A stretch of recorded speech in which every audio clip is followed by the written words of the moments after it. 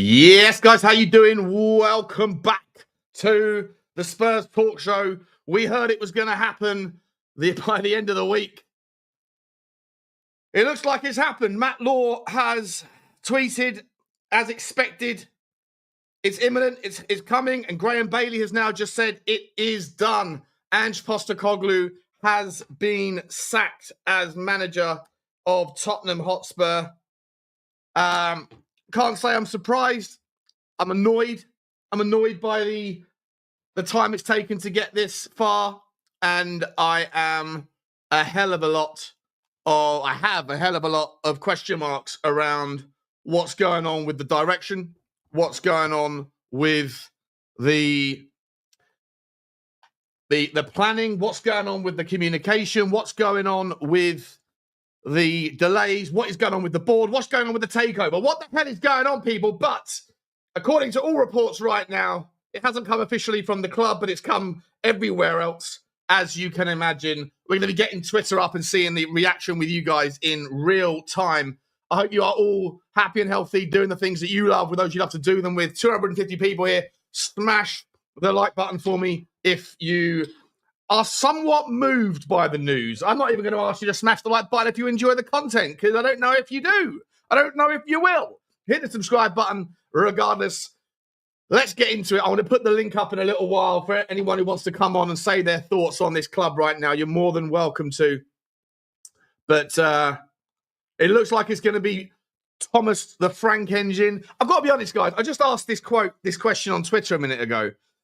And maybe I should have chosen two different examples. But I said, like, if Arsenal were to sack their manager right now, if Chelsea were to sack their manager right now, if Newcastle or Manchester City or Liverpool, do they go after Thomas Frank? How many of the big six go after Thomas Frank as their next manager?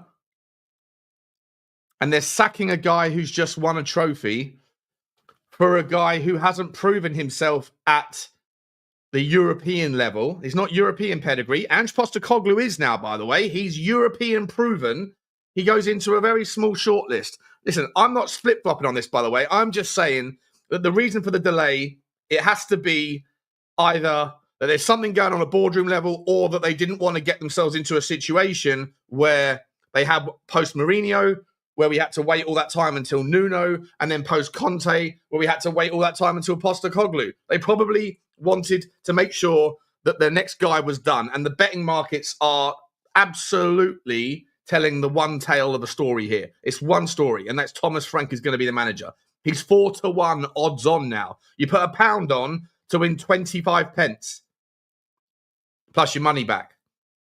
In terms of the risk-reward, as a gambler, not really much in it. There's no real reward for whatever level of risk that you think that there is.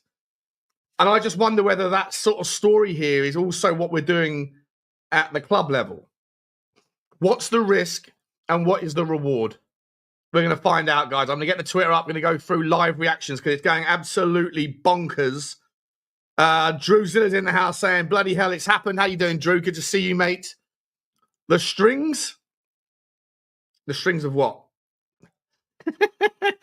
Strings attached? No strings attached? No strings attached. Smash the like button, says Drew. Yes, smash it. Hit the whirlwind out of that subscribe button. Oh, subscribe to the whirlwind that is Tottenham Hotspur. Big up, Drew. Thomas Frank, it is, Lee. 100%, mate. 100%. This is going to be spicy, says Maha. Yeah, there's views, but not a lot of clues. I'm not sure what the hell's going on at the moment. I find the whole thing. How you doing, Brian? No way, says the High Tones MD UK. Let me get the story up. I don't want to be sitting there saying things. Well, I need to get my Twitter up in front of you guys so that we can see what's going on as it's going on. Ange Postecoglou has been sacked. Oh, what's Johnny saying? The Spurs Ange crowd to reacting to his sacking.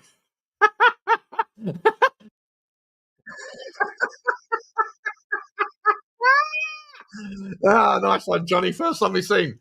Told you he's gone, says RM. The Ange Postecoglou to be sacked as Tottenham head coach. This was about 16 seconds ago from Ornstein. Breaking news, Tottenham have decided to sack Ange Postecoglou. Sources have told Football Insider. It's amazing, isn't it? They all come out. As soon as it's done, it's done. Quick, gotta be first. Much like this guy. I was having my lunch. I was like, I got to go upstairs. Bugsy, take care of the dishes. During the season, says Craigie Pankhurst to see Craig. During the season, I wanted Ange gone. I felt he was too one-dimensional and didn't have the tactical flexibility. I haven't even got the screen up on the screen, have I? Am I showing you the screen yet? I'm not even showing you the screen. My bad. Here we go. Let's participate in this game together. During the season, I wanted Ange gone. I felt he was too one-dimensional and didn't have the flexibility and now to be truly successful at the highest level. Then we won the Europa League. Whichever way you cut it, it's a huge achievement for our club. I feel sad for him. Don't feel too sad for him, mate. The geezer's going to get paid £6 million for winning a trophy and getting sacked 2 weeks later. £6 million skis. Not bad. Thomas Frank is a leading candidate. I'm not sure if he's the leading candidate, Tom, or not. I think he's the only candidate, isn't he? The only candidate. I'll get the betting price up in a minute to show you. It's wild. Yidvid says 100% the right decision. Ange can have absolutely no complaints either. It's been diabolical for a really long time. But he can at least leave with his head held high and with stock in the bank to get another decent job. Thanks for Bilbao. Good luck to him wherever he ends up. Yeah, I'll say the same. Good luck to him. Good luck to him. I'll come back to that stuff in a second. I want to come and say hello to people in the chat. It's going mental. There's 850 people here, guys. Smash the like, smash the granny out of it, smash the subscribe. The WhatsApp groups are going bonkers. Yeah. I have to put them on mute, mate. I have to put them on mute. Absolutely wild. Statement out, says David. Well, David says, only from the journalists that know. And this is what I was saying. Right? People like Matt Law, he's the first one to break that story because he has an inside track at the football club. Right? He's not just better with his sources than everyone else. Well, he is, but he has an inside track, which is why when he was saying last week, things are happening at Tottenham Hotspur, not just with Ange, but around the boardroom. Donna Cullen's retirement is not necessarily just a retirement. There's more going on with regards Qatar, yada, yada, yada. Rat-a-ta-ta-ta-ta-rat-a-ka-ta, if you know what I mean. And we're thinking maybe something's going on there. Is it? We don't know. But that might explain the delay. Maybe it's just down to the fact that we needed to make sure that Thomas Frank was willing. Bearing in mind that Brentford had put out a new assistant coach application on LinkedIn yesterday. Hang about 1 second. Johnny, I'm live. Do you want to come on? Shall I send you the link? Okay, 1 second, mate. One second. Johnny's coming on to chat to me. It's wild times at Tottenham Hotspur. At least we know who we're not working with. We haven't got it confirmed yet who we are working with. But I want to chew this over because I genuinely do think. I know Johnny's going to vehemently disagree with me here, but I genuinely do think that there's a hell of a lot of risk to Thomas Frank. And if Daniel Levy gets this one wrong, and I think that it's entirely likely that it's more likely that this will be perceived badly. The first thing that goes wrong, right? Whether it's a transfer that fails to get over the line, whether it's 2 losses. If we lose on the opening game of the season, I don't care who we lose to. If we get Liverpool in the first game and Thomas Frank loses 1-0 to a penalty, I know what's going to happen. We all know what's going to happen. Leave me out. So he has really twisted here. A guy who doesn't like risk, a guy who has been very risk averse the entirety of his career, of his Tottenham career, in the last 5 months, has put on more risk, at least in terms of managerial decision, than I think I've ever seen. Sticking with Ange, to dare is to do. Aude Vicario. He did it. Trophy got lifted. Well done, Daniel Levy. Good work with the tifos. Good work with the scarves. Good work with the flags. Good work with the tickets for the staff. A lot of momentum. Well, the last 2 weeks has been shit for momentum. The wind has changed direction. It's no longer in his sails. And now he does this for Thomas Frank.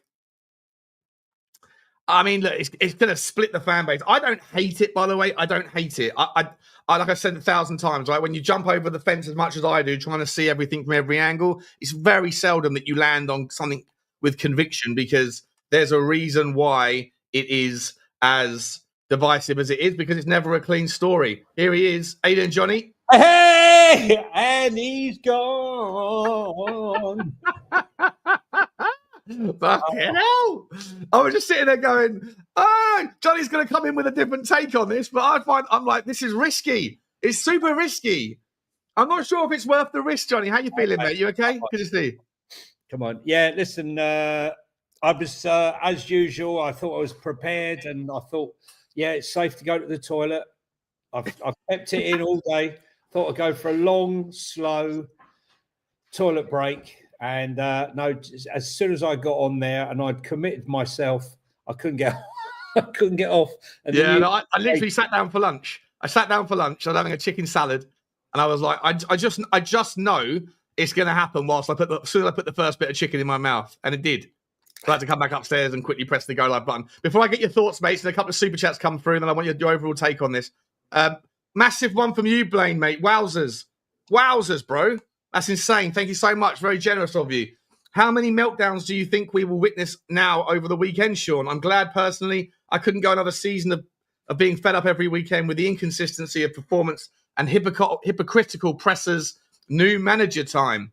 Yeah, look, I mean, I'll let Johnny answer it, mate. How many meltdowns are going to come and how quickly? Listen, it's a given. It's a given. Look, to all the people that have been messaging me all week, when I told you last week that the meeting will be on Thursday and Friday, I've repeated it over and over and over and over again. Okay, so when I say something like that, don't doubt what I'm saying to you. I had people message. Well, he's a man who knows a thing or two about a thing or two occasionally. All I know is that at 3:30, I was getting loads of messages from people saying, I thought you said it was going to happen today. I said, yeah, but they need to get the person in. So, it might take time. I think they've already been working on signings and all the rest of it. They would have already spoken to the new manager and decided what's what. I don't believe that they wouldn't have. But listen, from my take, the clip posted today regarding Ange saying from his own lips that the league form is what counts and your performance in the league, not your performance in one. Yeah. I know that was last year, but Johnny, we were on a stream with We Are Tottenham TV because I kept saying to Sim in the We Are Tottenham TV WhatsApp group, I was like, he goes, why do you keep saying he's double speak? I was like, because he said this, and Sim was like, show me the evidence of the quote, and I couldn't find that one. And then when we went on the stream the other day late at night, and we couldn't find it in real time, if you remember. And then you found it, and I said to him, I was like, there you go, Sim. I couldn't mudge you, but Johnny has. I mean, look, actually, it was a guy in our group. He sent it to me, and I posted it. So thank you to him. But I think the writing was on the wall. Listen, Sean, you and I have been going on about this double talk. You're probably later to the party than me on the double talk, but once you started going through it all, I mean, I think you were willing to give him a run while we were in the cups, when we were in the Carabao Cup and the FA Cup. But as they started to go, and then the double talk started, the cupping of the year, there were too many things. I never noticed the cupping of the year. I never even knew what it referenced. But it was when I thought, but when he said about the injuries, when he mentioned the injuries are not my fault, that was my trigger. Because then I went, well, hang about. If the injury is not your fault because we don't train anymore, then why was it that we pivoted to a back three against Everton? That was the initial thought. I was like, oh, wait a minute. Hang on, that doesn't make any sense. And then from then on, I went back through all of the different clips of him saying shit and went, well, that doesn't add up to that. If you're saying that, then that means that that's not true. And then it just became one of those like snowball down a hill thing where it gets bigger and bigger. But yeah, you're right. Like I always thought he shouldn't be sacked until the cup season was done. But in terms of the season itself, I was thoroughly despondent with. But yeah, like by the end there, mate, it kind of didn't matter whether he won the trophy or not. And I was surprised by the pivot from everybody that was leaving out, Ange out, to Ange in, like the violent swings in those polls that we were doing, Well, listen, I knew he was gone. I said he was gone before. I said he was gone after. The only time it was like wavering was that sort of adulation on the parade on the Friday and the Saturday, and I think it was the right thing to let it go, if you want my honest opinion, this long, because we needed to enjoy the moment, and it would not have been right for him to sack. And do you know what? I think it's the best thing for Ange, like I said yesterday, because what's going to happen now, whatever game he goes to, whatever club he goes to now from this point on, even if he screws up in that first season, they go, well, hang on a minute. Yeah. I was winning my second season. He's going to get two seasonitis. Guaranteed second season wherever he goes. Wherever Yeah, no, look, he's made it for life, and that's part of the reason why. Like, over the last couple of days, I've been there's many reasons why I've been wavering. Not to be Ange in, but just like Ange out was not the solution. It's who you bring in that's the solution, and I'm still not sure about Thomas Frank, but for sure, Ange Postecoglou was only on one winner. Either it's a win-win for him either way, but it's a lose-lose for Levy. But part of me is a little bit upset that I'm not going to be able to know how the story finished at Tottenham, because I think right now he will forever go down as a legend, and there will always be question marks about his managerial competency at Tottenham. And then the debate will rage on forevermore. Just like when Mourinho was sacked 4 days before the cup final, and people that want to have like the Levy out sticks and hit Levy with that, like there's that presumption that because we lost to City in that final, that wouldn't have been the case had Mourinho been in charge. And we don't know either way, but therefore sacking Mourinho before the final is interpreted as being you sacrificed a cup in so doing. But that's not necessarily the case. But because we'll never know, there's ammunition to people that want to say it that way. And I think that will now be used exactly the same. Of course. Like the 2025-26 version of the Levy stick will be you sacked a cup-winning manager. You absolute bozo. Mate, Blaine, thank you so much for the massive super chat, mate. Super generous, buddy. Got a few more to get through here. Harry Hotspur / Boy Hotspur was wrong. He's wrong about a lot. I mean, we all are in the Spurs space, but yeah, that guy... I'll tell you what. I don't know him. It's nothing to do with me, so yeah. Look, when I said the meeting was, Sean, last week, mate, right? There's 2 meetings, Thursday and Friday. He's back, and then, we'll get the decision. It might get stroked home to the Monday. But look, the thing is, it was the right thing to do. It was the right thing to do. Now, we got time will tell, Johnny. Time will tell on that one. We've got a twofold problem here. Look, we've got a twofold problem here. Whoever comes in is going to be attacked by the Ange-sexuals. They really will. I mean, first of all, the first 10 games will be gauged against Ange's 10 games, where he was unbeaten, beating the mighty Sheffield United in the 97th minute, and incredible results like that. But also in the second year, if he hasn't won a trophy. I always say one thing, had Ange not fallen off of a cliff last season by only winning 2 games of the last 7, those being Sheffield United and Burnley, who were relegated, we would have been in the Champions League. We would never have won a trophy. And, Thomas Frank, for me, I don't have a problem with Thomas Frank. We'll talk about him in a second, because he looks like he's going to come. Just to get through these last couple of super chats, mate, and then we can get back to the conversation. Thank you so much, Jason. So if Ange sexuals are right, a top Prem League or European club will hurry to sack their manager and replace with Super Ange. That's an interesting point. Does Ange Postecoglou find a new job at a top club in the Premier League before the season starts, mate? Listen, if you go somewhere, good luck. Good luck to him. I wish you well. I don't wish him bad luck. Of course. I said to you, thank you very much for winning the trophy. But your football in the league was absolutely shambolic, and it was the worst. Like, you can go on about all the records, Ange in crowd, but he had the worst league record in history. And that's all, it's not all I care about. But when I'm going week in and week out, for me, that's important. Okay. Do you think he will get a job in the Premier League, though? I don't know, but I can tell you, no one is going to get behind the new manager. Not one of those is going to get behind the new manager. I don't think the new manager is going to have the wrath. I think this will be a tool. And by the way, like I'm fucking furious with Daniel Levy right now. Like again, Johnny, even if this delay, like if this does have to do with a takeover and boardroom changes and Vinny and Paratici and all that, if there's more going on than just a managerial pivot, then I'll understand it. Well, didn't I? I said to you there was a major change. Yeah.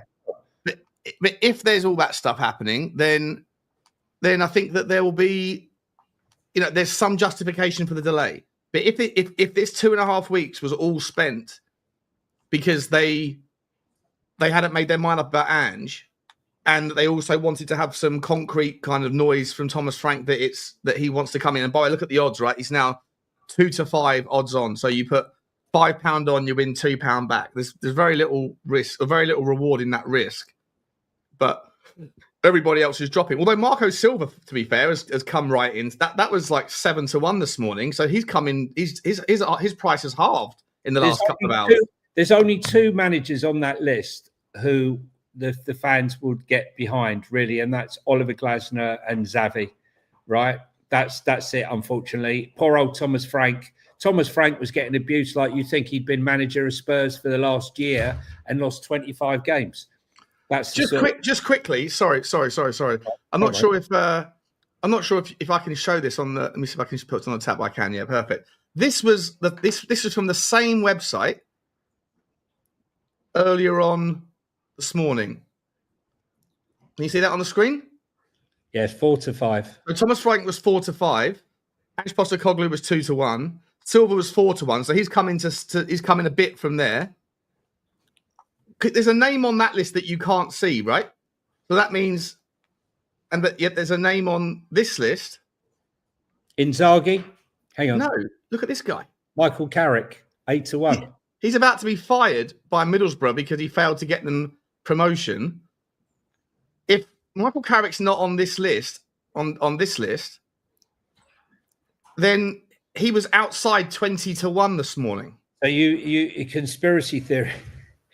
I'm just saying, like, there's obviously a lot of money that's going on Michael Carrick because this is in order of the odds, right? So Robert De Zerbi was 20 to 1, 12 to 1, 12 to 1, 10, 10, 4 2, 4 to 5 on, which means that Michael Carrick this was a few hours ago when I did my video this morning. So Michael Carrick must have been 21 to 1 at least or wider because he's not on the screenshot. And yet now, according to this, he's 8 to 1. There's some decent money gone on Michael Carrick this afternoon then. Yeah. And he's about to be fired by Middlesbrough, or he's about to leave Middlesbrough. I don't know if he's being fired, but that's maybe... Yeah. One thing's for sure, though. What's name will 100% be behind it, Fabio. When I say behind it, he'll be behind working with player. Yeah. Yeah, no, we're going to talk about that as well because there's so much now. I kind of love moments like this because I love change. In my life, I've moved country like 6 times in 7 years, 8 years, right? So like I love change. For me, it's like it's not something to fear; it's something to get behind because it's exciting, chapters fresh, and clean slates and things. Anyway, so Todd Mills says, "I can't stand Levy. Ange called for experienced players, then gets sacked. I wonder why. The guy that brought success then gets sacked. Frank will be wank." There you go. See, that's what I'm saying, Sean. They are. Yeah, but is this that's a Levy slander, mate? That's not a Thomas Frank slander. That's a Levy thing, right? He's saying they've already because he wanted experienced players. Todd, he was sacked because he finished the season 17th. Look, I can tell you this, right? I'll give you the reverse. Why don't you go and put Ange Postecoglou in Brentford and see what happens there? I'll tell you what will happen. You're getting bloody relegated. Right? 100%. And that's all I'm saying to you. You know, all of you lot, well, you don't want to give Thomas Frank a go, yet you gave this guy a go from, Australia, Japan, and playing in the Dodge League up in Scotland. Yet you don't want to give a guy his first go who's been in the Premier League and kept a Brentford side floating. Maybe if he brings you Eze, you'd like him a little bit more. Or maybe if he bought you Mbuemo, or someone like that, you'd like him a little bit more. We shall see. we've got a club statement to go through here. It looks like there's some other changes as well. I'm going to bring that up. I'm just going to quickly get the what's happening, wasn't it? Yeah. I'm going to get the club statements out regarding Ange. There's more in it. Smash a like if you're as confused as me. So Spurs GCTV. I'm hoping Montgomery in the crowd are going as well. Thank you, Graham. Appreciate you, mate. Please also, guys, I'm going to put the link up in a second. Go over to Football Inc. Johnny's back. He had a little couple of days away. I went out for lunch yesterday, but we're back. We're doing Football Inc. Hopefully this evening, Johnny, if you're back now, if you're around, or tomorrow when you're back at home. Scott Munn is also gone, says Blaine. Thank you, Blaine. I'm going to come to that statement in a second. What a shock! What a shock! Sorry for the third chat, but go read the Spurs. Oh, exactly what I'm going to do right now. Thank you, Blaney boy. You haven't got to put super chats in, mate. I haven't actually. There's 400 messages I haven't actually had a chance to look at because everything's going wild. It's wild. But thank you so much, Blaine. Appreciate you. Gilligan, new member of the channel. Thank you, Gilligan. Love you, buddy. Appreciate you, mate. Good to see you. Or Miss. I'm not sure if that's a girl or a boy's name, but either way, looking forward to getting to know you, sir or madam. Moose City. How are we feeling, Sean? Frank in. Mbumo hijack. Johnny, what do you reckon? Chance for Mbumo? It's not done yet. It's not done. No, United. Listen, right. The guy knows a player. And I'm really expecting. Look, I'm just going to say his idea and mindset of players is quite different from Ange. Although he did try to sign Archie Gray, so he will have a different idea of Archie Gray to what's the name, but. Aren't you just looking forward to not seeing Destiny Udogie inverted and only producing one assist all season when he can play out wide and be a danger, right? Yeah. He'll have him playing tucked on that wide, on the outside. Second of all, Thomas Frank has got multiple tactics and systems, and he adapts. And if it is him, I'm excited. Yeah. I am. I'm excited. I'm genuinely excited. We have to talk a little bit, Johnny, in a second. After we've done the club statement, I have to talk a little bit about the connotations of having a manager that spends half the season with a back three. Obviously, that's good news for how we can utilise players like Porro, Jed Spence, Udogie. It also probably puts a nail in the coffin of the need for a monster six in the guise of like a Polinia, because I don't think you need a Polinia if you're playing a three at the back. You still need a defensive midfielder that can, but a ball player, right? Polinia is not a ball player. Polinia is just an enforcer. No, you need right? Yeah, I've got to tell you, if you get time, go and watch Hincape's man of the match performance last night against Brazil. I couldn't sleep. Highlights on Twitter. I saw some highlights. There was a lot of the games, the highlight reels on Twitter.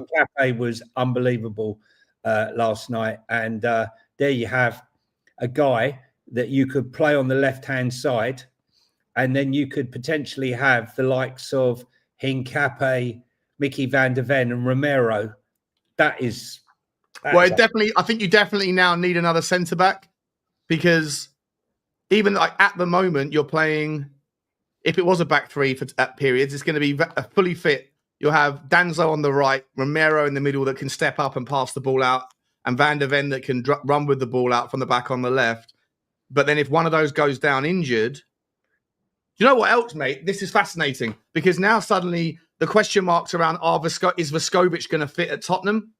But with his lack of pace. Well, no. Thomas Frank's going to play 20 yards deeper at times, right? So this is almost perfect now to imagine, like, well, that means that there is now continuity, and at least you've got horses for courses and square pegs and square holes in the defensive side. But at the top end of the pitch, I think a pivot to a back three brings more challenges than I think people realise. Eugene is saying we better be hearing Johnny calling Frank a yes man. What? Slightly big there, Eugene. I don't know. Why? Sure explain to me why. I don't know. Yeah, explain why, Eugene. Let's get the club statement up and see where we're going with this. What other changes there are. Massive thank you for everyone. The super chats. Blaine, you're absolutely insane. Also, so are you, Mr. Gooseman. Love you, buddy. And also thanks Gilligan, Eugene, and Graham, and Todd, and Jason, and I missed this one. Oh no, I didn't. Big Country as well. Appreciate you all. Let's get into this. Club statement here. It says, following a review of performances and after significant reflection, Significant. Okay, well, there you go then. How significant are we talking? Significant reflection explains it, is it? Okay. Fucking hell. The club can announce that Ange Postecoglou has been relieved of his duties. Ange joined us from Celtic in the summer of 23 and oversaw a period of change on the pitch, returning us to the attacking brand of football that has traditionally been associated with the club, while writing a new chapter in our history by leading us to UEFA Cup glory in Bilbao last month, an achievement that will live for us all forever. We are extremely grateful to Ange for his commitment and contribution during his 2 years at the club. Ange will always be remembered as only the third manager in history to deliver a European trophy alongside legendary figures Bill Nick and Keith Birkinshaw. However, the board has unanimously concluded. Interesting, mate, that Donna Cullen wasn't there for the vote, and Vinny was, and as was Carrington, right? Yeah, listen, it's in the best interest. Oh, go on, sorry, mate. I'll carry on a second. I'm just saying that. Look, I know that there will be a lot of people that are very upset about this, and they'll be probably just as angry with me, like it's my fault. But the guy got sacked because he lost 22 league games this season.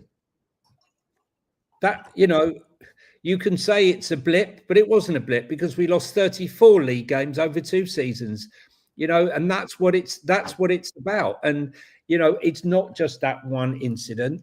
It's numerous incidents. It's the double talk.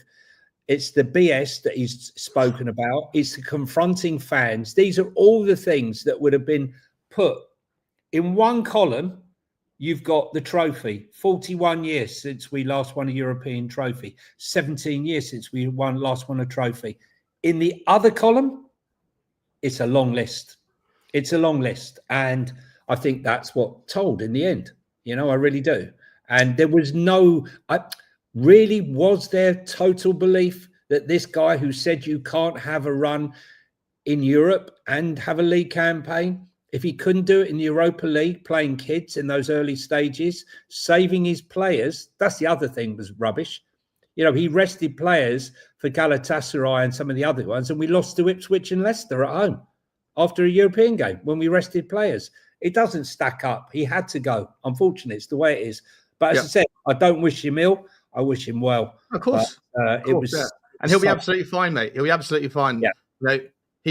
I think he's a little bit relieved because I think by the end, whilst he's the king of extenuating circumstances and then all the double speak, at the end of the day, I think that deep down he knew that his system was flummoxed in the Premier League by that level of manager and coach that could figure it out.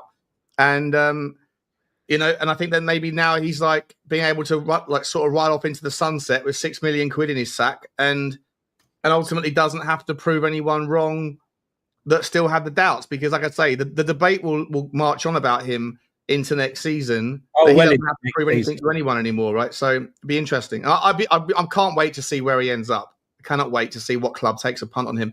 Let me finish this story, Johnny. This culminated in our worst. This is quite a bit of a dig here. Following a positive start to the 23-24 Premier League, we recorded just 78 points from the last 66 games. This culminated in our worst ever Premier League finish last season. At times, there were extenuating circumstances, injuries, and then a decision to prioritise our European campaign. It's interesting whether that was taken by him or by the club. Well, whilst winning the Europa League this season ranks as one of the club's greatest moments, we cannot base our decision on emotions aligned to this triumph. Then, if that's the case, then why did it take so long? It is crucial that we are able to compete on multiple fronts and believe a change of approach will give us the strongest chance of the coming season and beyond. This has been one of the toughest decisions we've ever had to make, and is not a decision that we have taken lightly, nor one we have rushed to conclude. You can say that again. We have made what we believe is the right decision to give us the best chance of success going forward, not the easy decision. We have a talented young squad, and Ange has given us a great platform to build upon. We should like to express our gratitude to him. We wish him well for the future. He will always be welcome back at our home. News on the appointment of a new head coach will be announced in due course. Doesn't say anything about Scott Munn, Blaine. Doesn't say anything about any other changes. Is there another announcement, or was it just a speculation on your part? I'm not sure. Is there anything else? It was Munn too clever if it wasn't. He's not gone yet. No, there's no announcement regarding Scott Munn. Maybe that's on Twitter. Listen, one thing's for sure, Fabio hasn't come in to be answerable to anyone other than Vinny and Daniel. I can tell you that much. Yeah. It's interesting though, like the timing. Do you think that Donna Cullen, the way that she vetoed Pochettino, do you think that there was like something there to that? No, listen, I don't think there's anything in anything. I think we're looking for stuff. I told you back in March again that there was something afoot when Charrington was appointed. It was a major appointment. I think it went under the radar with a lot of people. For me, it was like a flashing warning sign, and it went a bit cold. I seem to be the only one that was really banging on about it. And then when Vinny came on, it was another piece of that jigsaw coming in, that he was coming in. And the two of them were real heavyweights. And I still believe that this signals inward investment and credibility for the board, basically. Excuse me. Matt Law has also said, let me refresh my... We don't need a cyclist as the head of the football team, right? Okay. Vinny's on another level to Scott Munn. He was at Arsenal for 20 years, running everything. So, yeah, we're going to move on in a minute. Not move on, obviously. Can I read this quickly? Yeah, of course. Yeah. What are you reading? When I reflected on my time as manager of Tottenham Hotspur, my overriding emotion was one of pride. The opportunity to lead one of England's historic football clubs and bring back the glory it deserves will live for me for a lifetime. Sharing that experience with those who truly love this club and seeing the impact it had on them is something I will never forget. That night in Bilbao was the culmination of 2 years of hard work, dedication, and unwavering belief in a dream. There were many challenges to overcome and plenty of noise that comes with trying to accomplish that. Many said was not possible. We have also laid the foundations. That means that this club should not have to wait 17 more years for their success. I have enormous faith in this group of players and know there is much more potential and growth in them. I sincerely want to thank those who are the lifeblood of the club, the supporters. I know there were some difficult times, but I always felt that they wanted me to succeed. And that gave me all the motivation I needed to push on. It is important to acknowledge the hardworking people at Spurs who gave me encouragement on a daily basis. And finally, I want to thank those who were with me every day and every step of the way for the last 2 years. A fantastic group of young men who are now legends of this football club, and the brilliant coaches who never once doubted we could do something special. We are forever connected. Au désert farci. Ange Postecoglou. Oh, was that from Ange? Was it? Oh, okay. Wow. I thought you were about to say that was like from Keith Birkinshaw back in the the 80s, whatever. But it's just come out now, was it? Wow. Okay. Wow. It's a nice statement, to be honest. Yeah. Really nice. Yeah. Fair play to him. I'm not gonna think of him in anything other than. Listen, I'm glad he's gone, but as I said, I don't wish him. No hard feelings. Yeah, no hard feelings. Yeah, very nice statement from him. I can't wait to see where he lands up and how long he's given and what sort of football or what club he's gonna because his style of football can only be employed by teams that dominate the leagues that they're in. I don't think he can do that sort of thing with a mid-table team or whatever in any league, right? Like if he goes to Belgium, it could only be for Bruges. If he goes to Germany, it could only be for a Leipzig or a Munich. If he goes to Spain, it could only be for one of the top 2 or 3 teams. It'd be interesting to see where he goes and how he gets on. Ali Gold saying, there's been a Daniel Levy quote for both goodbyes this week to Ryan Mason and Donna Maria Cullen, but nothing on the statement for the man who won the biggest trophy of his tenure. Seems an opportunity missed to take ownership of the decision as he did with Pochettino and others. Well, maybe it's not his decision. Maybe it's not his decision, Ali. I don't know. The board have unanimously voted in that direction. Mate, let's I'm gonna keep looking through this. I still can't see this situation of. Hang on, let me zoom back out again. Matt Law, is it? It's interesting if there's no. I was saying I can think of 2 now without mentioning any names who will be going into absolute meltdown. Right? Oh yeah, for sure, 100%. You know what? It's going to be interesting, mate. The the amount of hate watch that I get from Australia, I think that's my numbers are going to drop off significantly in the next couple of months. They'll be replaced by people Danish. from We'll get some Danish fans in. You know, I have to learn how to speak Danish. Get the Danish subtitles Get up. your bacon back. Get the back bacon.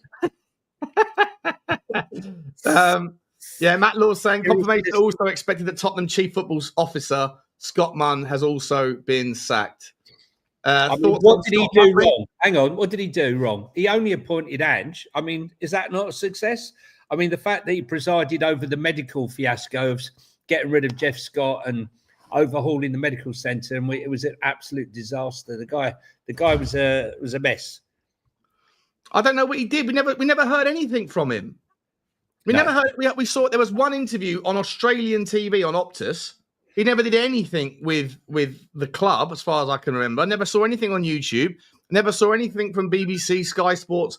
It was like he doesn't seem to. I don't know. I don't know. It was a wild miscalculation to appoint him. I always presumed that the magic that he was going to bring was in some multi-club ownership thing, but that didn't happen. Anyone happy about this is not a true fan, says Lee Moody. I hate all this true fan things, mate. No disrespect, bro, but I because people don't feel the same way as you doesn't mean that they're not fans or they're part of the problem or whatever. Like it's such an overused dig at people who you basically just disagree with and presume that because you feel differently, then you're a fan and they're not. It's such a nonsense thing. Let me ask you this. Right? I was trying to find a way to articulate this before I recorded earlier. I didn't end up using it, but everybody in the football club, Johnny, right? Everybody at the fan base, everybody universally before this announcement, I think would get on board that Ange, whatever you were, Ange in or Ange out, but for some manager, whether that's Pep Guardiola or Jurgen Klopp or whoever, Sir Alex Ferguson, going back 20 years, everybody would have been okay with Ange Postecoglou leaving the club if it meant Pep or Jurgen Klopp were coming in, right? On top of that, everyone that was Ange out, if the only option that you had was Ange Postecoglou or Alan Kirbishley, Sam Allardyce, or whatever else, right? Everybody probably universally would say, oh, if they're my two options, then I'd stick with Ange, right? Okay, so on that basis then, the debate isn't really like that far apart because everybody can get on board the idea that at some point you're okay with Ange leaving, regardless of how you feel. And at some point, everyone's okay with Ange staying, regardless of how you currently feel. So the debate really is just about where that line in the sand is and for what sort of quality manager. So on that basis, if we're somewhat in agreement in the overall philosophy, it's just we disagree on the minutiae of where that line is, then we shouldn't be calling each other CUNTs and parts of the problem and the vitriolic abuse that is getting thrown left and right, because we're all involved in the same conversation. It's just we have a different endpoint to where that line is too far to cross, right? Oh, you're on mute, mate. You're on mute. I mean, I'm part of the problem. I've been told, like, people like me are a part of the problem. I don't manage the club, FYI.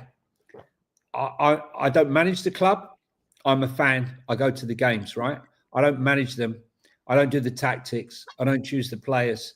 So when it all goes Pete Tong, the only person you should be blaming is them over there, not me, not Sean. We're just here to give opinions, right? Because at the end of the day, that's what a YouTube channel is. It's about opinions. It's about talking about it, chewing it over, good, bad, or indifferent. And I'm sure 2 years' time, a year's time, or whatever, we'll be chewing it over again. It's just part and parcel. Eat, sleep, repeat. But he deserved to go. But abusing people who have different opinions, it's not worth it. It really isn't worth it. I've got loads of people I speak to who are Ange in, and I don't agree with them, but I'll still be talking to them. But some people just can't handle it, and so the only way they can handle it is by sending in abuse, unfortunately. And here we start. Here we go. There you go. I told you, mate. This is what exactly what's going to happen. Gets in, and then he's going to get absolutely. He's not even going to be given. If he loses one game in his first 10, Ange was better. by some, but I would say a lot of the people that are the sycophants of Ange Postecoglou. Again, I'm not saying that everyone is of this ilk, but I think a lot of the persuasion comes from Australia. I think a lot of them have got loyalty to their guy to the end, and I respect it. It's fine, but I think that I mean, I'm scrolling through Twitter before I landed on this one, and this is what's going to happen. Like, I don't know who that guy is, Larry Sock Puppet. But, like, this is going to be banded around now. Not because, like, I bet you that guy deep down didn't want Ange Postecoglou, but what he cares more than anything is about this guy getting a hard time and criticism. And it's back within 30 seconds. Not because the argument to sack Ange wasn't valid on some point, but because it's an opportunity to hit the guy with. Been saying it for ages. This, like, Daniel Levy was damned either way on this particular one. Let's get back to some super chats, mate. And then I want to talk to you then about. Let's assume it's Thomas Frank. What does that look like from a strategy perspective? With I heard the budget good, Sean. I heard the budget. You know, from what I'm told, he's got a decent budget. Good. Thought so. You know, yeah. So. We'll come to that in a second. Let's get a couple of super chats here. Keith Edwards liked Ange as a person. To not change tactics with all our injuries was suicide. Yeah. Well, he did change tactics, but that's what I said. I think he didn't deprioritize the league. I think he deprioritized his philosophy when he realized it didn't work. You know, but he wouldn't do that in the league because then that would be dying on the hill. Whereas if he did it in the cup, he could say, no, it's cup football. It's different to league football. But bearing in mind that he was still using Ange ball in the vast majority of the league games in the Europa League. So it wasn't quite as a sincere a comment. Moose is back. Good to see you, Moose. Do you think if Frank comes, it could rejuvenate Son? Oh, you know what? I'm going to wait on that one because we're going to talk about. I'm going to come back to that in a second there, Moose, because that's a really good question. 1,400 people here. It's actually nearly 1,600 now, guys. Smash the likes and subscribe to the channel. I'm going to stick the Football Link channel in the chat as well in a second. Channel, guys. Richard Warby, thank you, Drew. Appreciate you, mate. Legend. Richard Warby's come in and not said anything, but appreciate the super sticker. I think that's what it is. Jason Wales says, surely Man United will now replace Amorim with Ange. Did you imagine? Can you imagine that? Yeah. He beat us in the final. So now, can I ask the next question? Yeah. According to the certain Angian fans and listen to the press, half the squad's going to want to leave now. Should we expect to be hearing them all handing in their transfer requests on Monday morning? Now that Ange's this is the consideration, right? What do you think? What do you think? Seriously, what do you think? No, of course not. Of course not. Absolutely not. Players will play for they're employees. They're employees that are very handsomely paid. They'll get what they're given but there might be some sad moments around the dressing room today. Or no, they're not. They're on holiday, aren't they? They're in the Seychelles, aren't they? Yeah. They probably haven't even looked at their phone. Well, they're not. What's their name? In Andorra, aren't they? Some of them. We don't have anyone. We've only had one player who's in the England squad, I think. Pedro Porro played last night. Yeah, Mikey Moore's in the England under-19s. Well, so none of them have had a break yet at all, have they? I'm not sure. They've had various friendlies and what have you. Yeah. We'll talk about Brentford, the Frank tactics. The Selzy Spur, thank you, mate. Good to see you, buddy. Good to meet you. Looking forward to getting to know you. Just Nathan, let's not bury Frank before he begins. Thank you. Be ready. Thank you. Thank you. Do you honestly think that the heat's going to be on him more than it is Levy? Yeah. Yeah. I think it's absolutely incredible, the snobbery. I've just said, right, when people say this to me, I just say to them, what would happen if Ange Postecoglou was the manager of Brentford? Playing those tactics, what do you think he'd get? Let me tell you, season 3, I always said right from the ages, season 3, the script was a joke, totally unbelievable, and they had to go. You know? Michael Carrick drifted out to 33-1, so that was a moment of trying to draw in people. Someone somewhere has gone, I think there's a link there. It's a conspiracy. He's getting sacked the same day Ange is. I'll stick a quick cheeky £100 on it. brought you into Got it. slapped back out. Sucked you in. They saw you coming, mate. Yeah, they saw you coming. Moose City, out of Marco Silva or Frank, who do you want, Johnny? Frank. Yeah, I'd take Frank over Marco Silva. I don't rate Marco Silva at all. Listen, look, I only know this because my friend had a player and has a player at Brentford, and so I watched a lot of Brentford games when they were in the Championship, a lot of under Thomas Frank. I've seen how when he's lost players through injury or being sold, he's had to adapt. He adapts his tactics. And you have like 3 or 4 games where nothing's going right while he's trying to get rid into the new system. Then they go again. He's got a much bigger squad and a better squad. So let's see what happens. I put out a poll, Johnny, before you came on saying, are you happy that Ange has gone? 650 odd votes. What do you reckon the yes-no split is? I reckon no is 65%. No, it's not. It's 50-50 or 51%. 51% yes, they're happy. 49% no. This fan base could not be more split down the middle on every fucking topic. I'll end that poll. Let me change it to are we happy that Thomas Frank's coming in? Let's start this on. Are we happy? I can tell you how low that one's going to be. Let's have a look. Let's see if the chat reflects your thoughts. Are you happy that Frank is likely our next manager?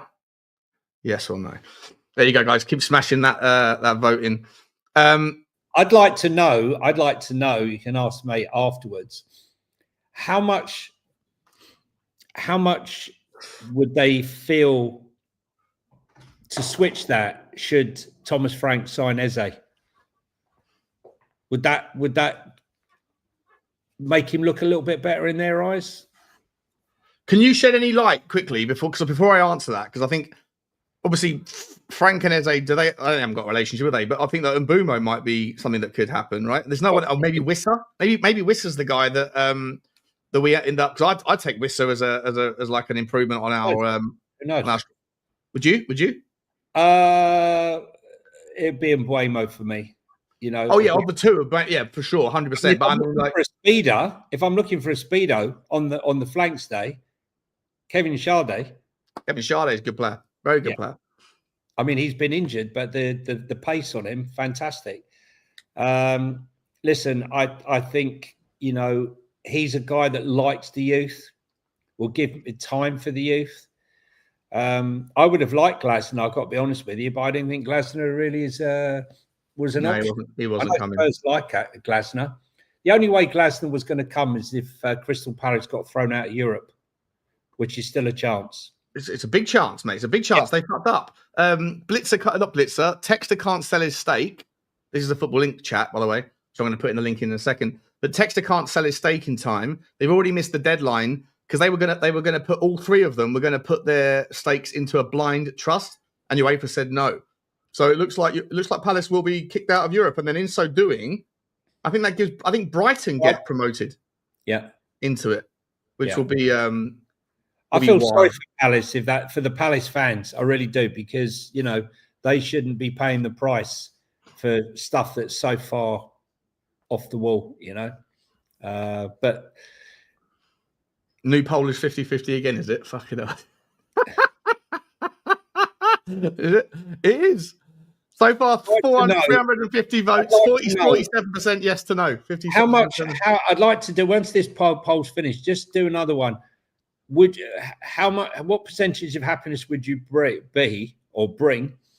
if it was Thomas Frank and a Mbeumo, or Thomas Frank and what's the name? Would that swing it? All right, I'll let this one go until it gets up to like 500-600 votes, and then I'll put another one out for like, would you be happy if it's Frank with Mbeumo? Yeah. Mate, let's talk about this. So let's assume that it's Frank, right? And obviously the Michael Carrick story lasted 30 seconds. Thomas Frank from Frank. I know you. To be fair, you and Sava have been like, bring me Frank all day long. I know none of you said that he was your first. Neither of you said he was your first choice, but you've all said he's better than what we have. And I will get behind it, mate. I'm going to get behind it. Like I'll always get behind a new manager and a new player and see what happens. I'm torn as to whether it was worth the risk. Now that the decision has been made, I'm okay. Let's move on. Right? I'm always just like, okay, moment, bang, put it in the fucking locker and move on to the next. I don't know if you're talking, because obviously I did the crunching of my numbers back in March, I think it was, and said that I think that there's obviously more than enough FFP wiggle room, but that's not the driver of a budget. But I never believed for a second this sell to buy bullshit. I just think it was a load of nonsense. I do think it's a load of nonsense. It might still prove to be the way that they go. Do you, when you said, you think there's a healthy budget? I know you can't say what say things that are sensitive, but like, is that just your opinion, or are you saying something that maybe you've walked into there in information? He's got a decent budget. Okay. Can you put a number on it? And it'll be frank. Can you put a number on it or not? No. Okay. I was told it's a decent number that he's happy with. Okay. And that's without sales, is it? Obviously, all sales go back into the budget as well.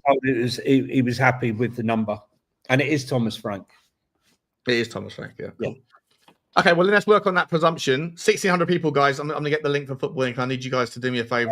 Please, guys, come and help us with our new channel, please. Pop the link up there, Shawnee. I'm going to now.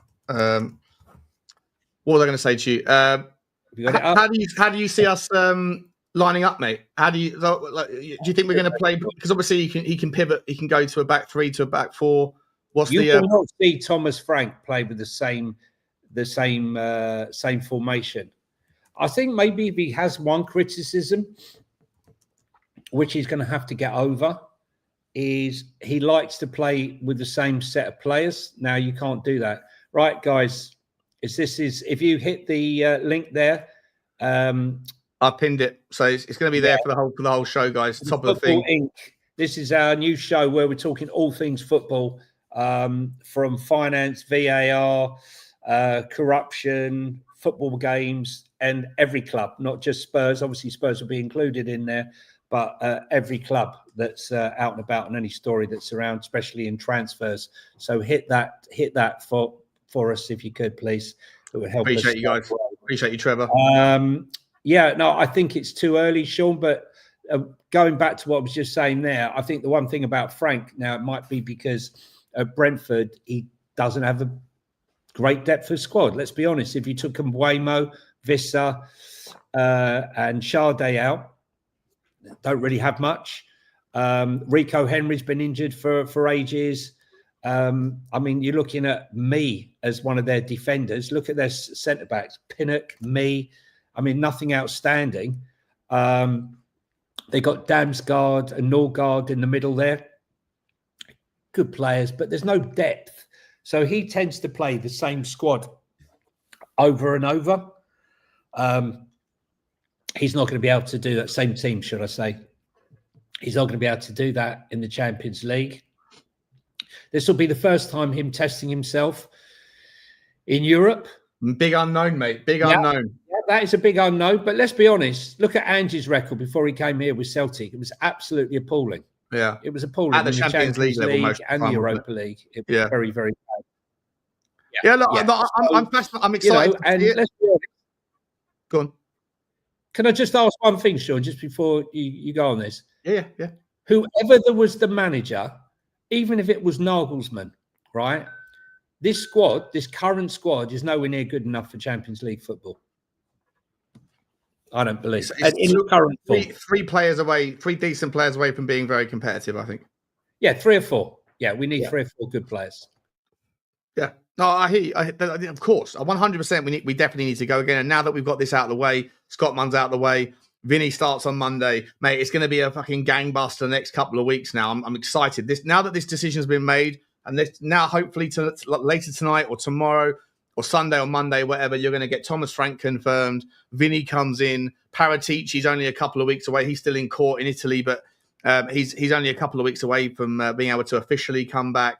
July is going to be gangbusters. It's going to be links galore. It's going to be insane. Bugsy Malone's going to have more walks than a guy on death row, and it's going to be a fascinating summer, mate. But look, within the squad that we have right now, investment would be killer. Absolutely, yeah. Cherry on top. Drop that cherry on the top, inward investment. Frank's going to get proper players. I just think, look, I'm not going to beat about the bush. For me, Thomas Frank's talent ID is better than Frank's. Thomas Frank's talent ID is better than Ange's, in my opinion. I know he's run with data before, but he is involved in the process. It's not like he's not there. So we shall see. But Fabio will be in the ring. Do you think this squad, as it currently looks, we'll talk about potential signings and Boomos and Charles or whatever from Brentford, maybe that Danish lad, Victor Frohold, right? The kid that we've been linked with today, we spoke about last night on the text, Johnny. I really like him, by the way. I think he looks... I got the same... Yeah. I ran him through the Y-Scout tool last night. And has he followed Spurs? Has he followed? He's followed all the players and all that on Instagram. Yeah. I mean, there's a bit of a giveaway, right? Yeah, a giveaway. But he's 19 years old. But you look at his stats, and his stats are very underwhelming in all the departments, apart from the defensive side of being a central midfielder. In that, he's in a 90th percentile. But it's important to note, though, when you're talking about when you're looking at players that are in the Danish league, they're not being compared to the top 5 leagues. They're being compared to players in the I think it's the top 9 or the top 10 or something. So, it's a little bit of a broader kind of and a lower quality sample size, if you like. But stats for everything, passing, all that stuff is underwhelming. But actually, when I went into the Y-Scout tool, I was like, this guy, not only does he look like Lucas Berghvall, but he gives me that same sort of excited buzz that we've got a potential future rock star if we sign him. He just leans more defensive than Berghvall. But does he make he's not going to be enough, is he? Like if he's the midfielder that we go for, that's not enough. Links out today to this guy Ronaldo, the Atletico Madrid 31-year-old who plays as a wing back, very defensively minded wing back for Atletico Madrid, but he's basically a journeyman. He went on like 7 or 8 different loans when he was under the Benfica B system. Ended up at Lille, I think it was, and was part of their surprise Liga and Championship winning team in 2021-22. Then he goes to Madrid, and he's really well known for that. Like, I'm sure you might have seen the video when he dives on the floor to try to block a shot, and then puts his head out again, and he gets absolutely clattered by the ball whilst lying on the floor like a worm. But that interception or block or whatever you want to call it was enough to win Lille the league. And then he goes to Madrid, goes to Atletico Madrid, and he had a wonderful season at Atletico Madrid a couple of years ago and last year, and this season he's been pretty good as well. So I'm not sure there's any truth to it, but these sorts of names are not going to be able to level us up to the Champions League level competency, are they? No, they're not. And listen, I just think that the fan base need to get over what's going on here now. It was quite interesting. My Instagram, it just went like this. What do you mean?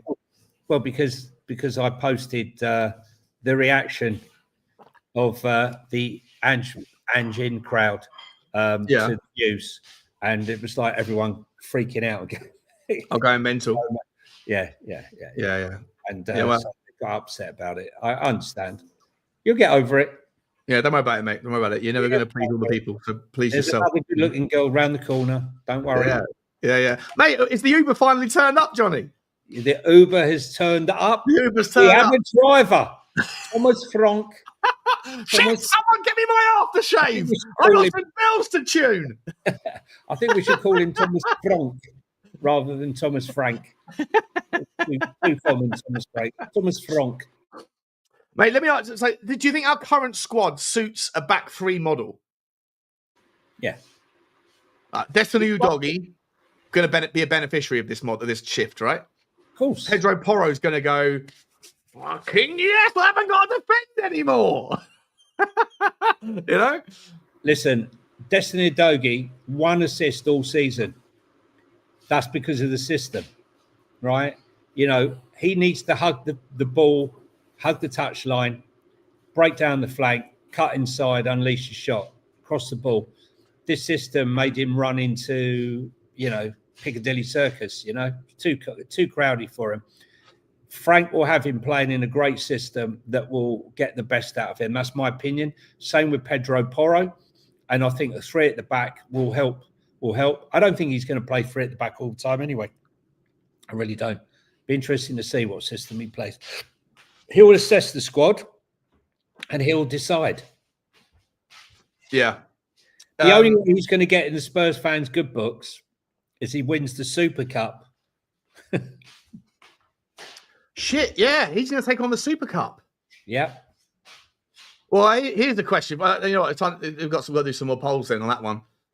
So, funnily enough, after how many links we had? We had 700 views. Are you happy that Frank is likely our next manager? 49% says yes. 51% says no. Okay, fair enough. What percentage would you be happy if it was Frank and Eze? Okay. Will you be happy to have him if it was Frank and Eze? If Frank brings Eze or Mbeumo? Eze, yeah? Eze.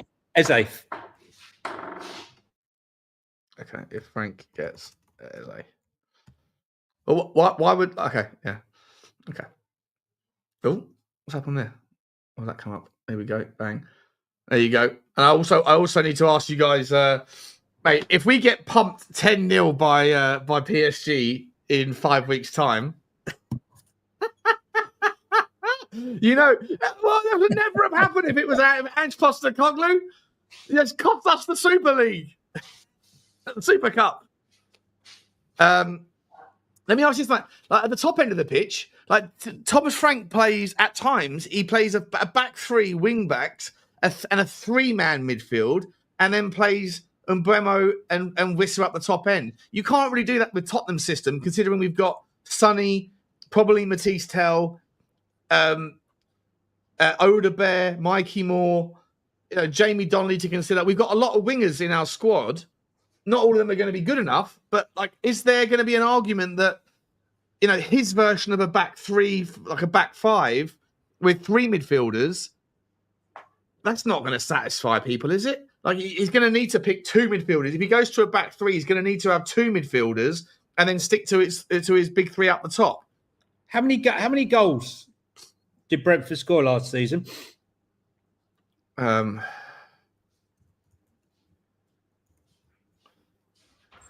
They scored 66 goals and conceded 57. Yeah. They scored 2 more goals than us. Yeah, thank you very much. Thank you. Okay. And they conceded less. 8 less. Okay. They still conceded a ton of goals, though. It's only price, to be honest. With a far inferior squad. Yes? Yeah. Agree? Yeah. I feel like you've got your chest out, mate. I feel like you're a little bit. What's going on? Because I'll tell you why. Because I've always liked Thomas Frank, and I always thought that he got a lot of disrespect, and I always thought that he would have got a top 6 job by now. And so I'm quite happy that it's going to be Spurs, even though he wasn't my first choice. I just think he deserves that chance. And if Chelsea had sacked Maresca, would they have gone for a manager like Thomas Frank? Well, I know Man United were interested in signing Thomas Frank, but he didn't feel that the club was in such a mess that he didn't want to go. When Amorim was imported? Before Amorim, I think it was before Ten Hag. I think it was Ten Hag. I can't remember now whether it was before Ten Hag. Anyway, it is what it is. So... Ben Davies to stay? Question mark. He's the best as a left-sided centre back in a back 3. I'd go to, if I was him, I'd go to what do you call it? No, if I was him, I'd go to Wrexham. Yeah, I'll stay on at Spurs, go to Wrexham, come back and stay as a coach. I'm very interested to find out the coaching staff that he's bringing with him. Right, I really do. The thing is, what you guys got to realise is Thomas Frank is everything that Ange Postecoglou isn't, and that's a coach. That is a hands-on coach. Yeah. Hang on, someone's I'm getting loads of messages here. What's going on? Tucker Carlson's on some mad thing. Of course you can do it, Sean. Of course I can do what? What can I do? Bring back Ben Davies? Was that the phrase? Was that the conversation? Mate, so what do you see any potential chance of Mbeumo coming into Tottenham? Because Man United haven't agreed the deal yet. He wants 200 grand a week. Do you think Tottenham will pay that? It's a lot of fucking money for I mean, he's a good player, but is he 200 grand a week value? I think he is. Listen, look, if you bought Mbeumo and Eze, right, I think you are then just scaring the living daylights out of defences in the Premier League next season and in Europe. I think those two, if you bought those two, a 6 and a left centre back, then I think we need to be going for game changers. There's no point buying kids now, in my opinion. We need oven-ready players, but we need a coach, Sean. What we've missed, and you look at Oliver Glasner, I don't want to keep repeating it, but you look at Mateta before he came, couldn't hit a barn door. Couldn't hit a barn door. And now look at him smashing it.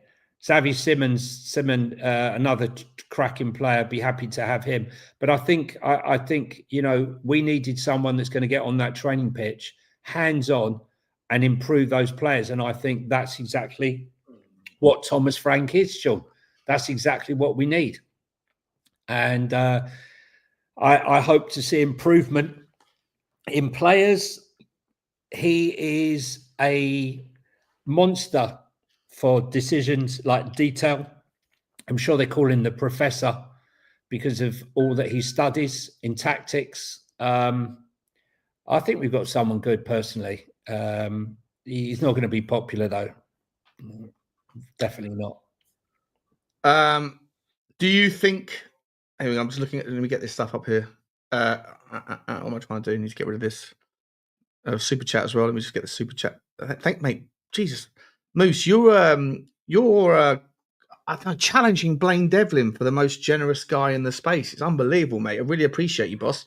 One thing I will say about Frank is he's had 21 years of player development. I think something I like about him is he has created amazing players. Ivan Toney, Ollie Watkins, and Mbeumo Visser, Damsgaard. Yeah, I mean, listen, Damsgaard is a player. Like I said before, I speak to a Brentford guy basically every other day who walks his dog at the same time as I do my recording. And he absolutely loves Thomas Frank. He absolutely loves him. He's like, this guy is class. Tarkowski as well, James Tarkowski, wasn't he from Brentford? I think he started out somewhere else, went to Everton, then went to Everton, didn't he? Then he went to West Ham. Was it West Ham after that? Maybe not West Ham, but this guy says, thank you very much for the super chat, Moose. He says, like, he's not worried if Thomas Frank leaves, but he'll be gutted if he does because he's done it. And I asked him, I said, what percentage though of the players that he has brought up, like there's come in as nobodies and that have left as serious players? But what percentage of that is because of his coaching versus just brilliant talent ID from the data, and that these players were always going to go on to do good things? They just didn't know, like we just didn't know about them until they did it at Brentford. And he said, 50-50. He thinks that some of the players, like Ollie Watkins, was always going to be a sensational player. It wouldn't have mattered if Bugsy Malone was training him, But I guess people like Wisser and even Damsgaard as well. Like the fact that they have this patience at Brentford, because Damsgaard had a shocking first season after the World Cup, shocking one. What about Raya? Didn't he get Raya in? I don't know. Well, he bought him obviously from somewhere, yeah. But I don't.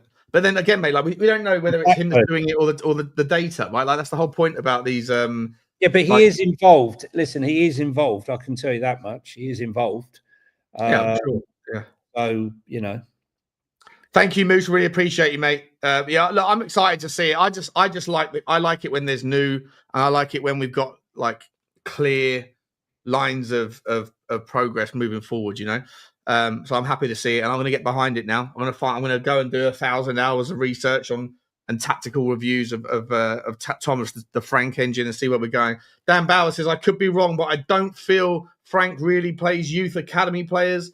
I'll worry about that considering our squad and transfer policy. Interesting you say that, because I asked the same guy. I said, what's the what's the profile like in your youth account? He's like, well, we don't really have that much coming through our youth. That's why we have this conveyor belt via the data. So like our youth academy is not that good, but we go out and buy the next guy who's 19 or 20 or whatever from the arse end of wherever of the world somewhere, and then they come in, and that's essentially the equivalent of it, because we pay for. We don't invest the money in the youth. We invest our money in finding the next guy, and then when they get moved on, that profit that we make gets recycled in.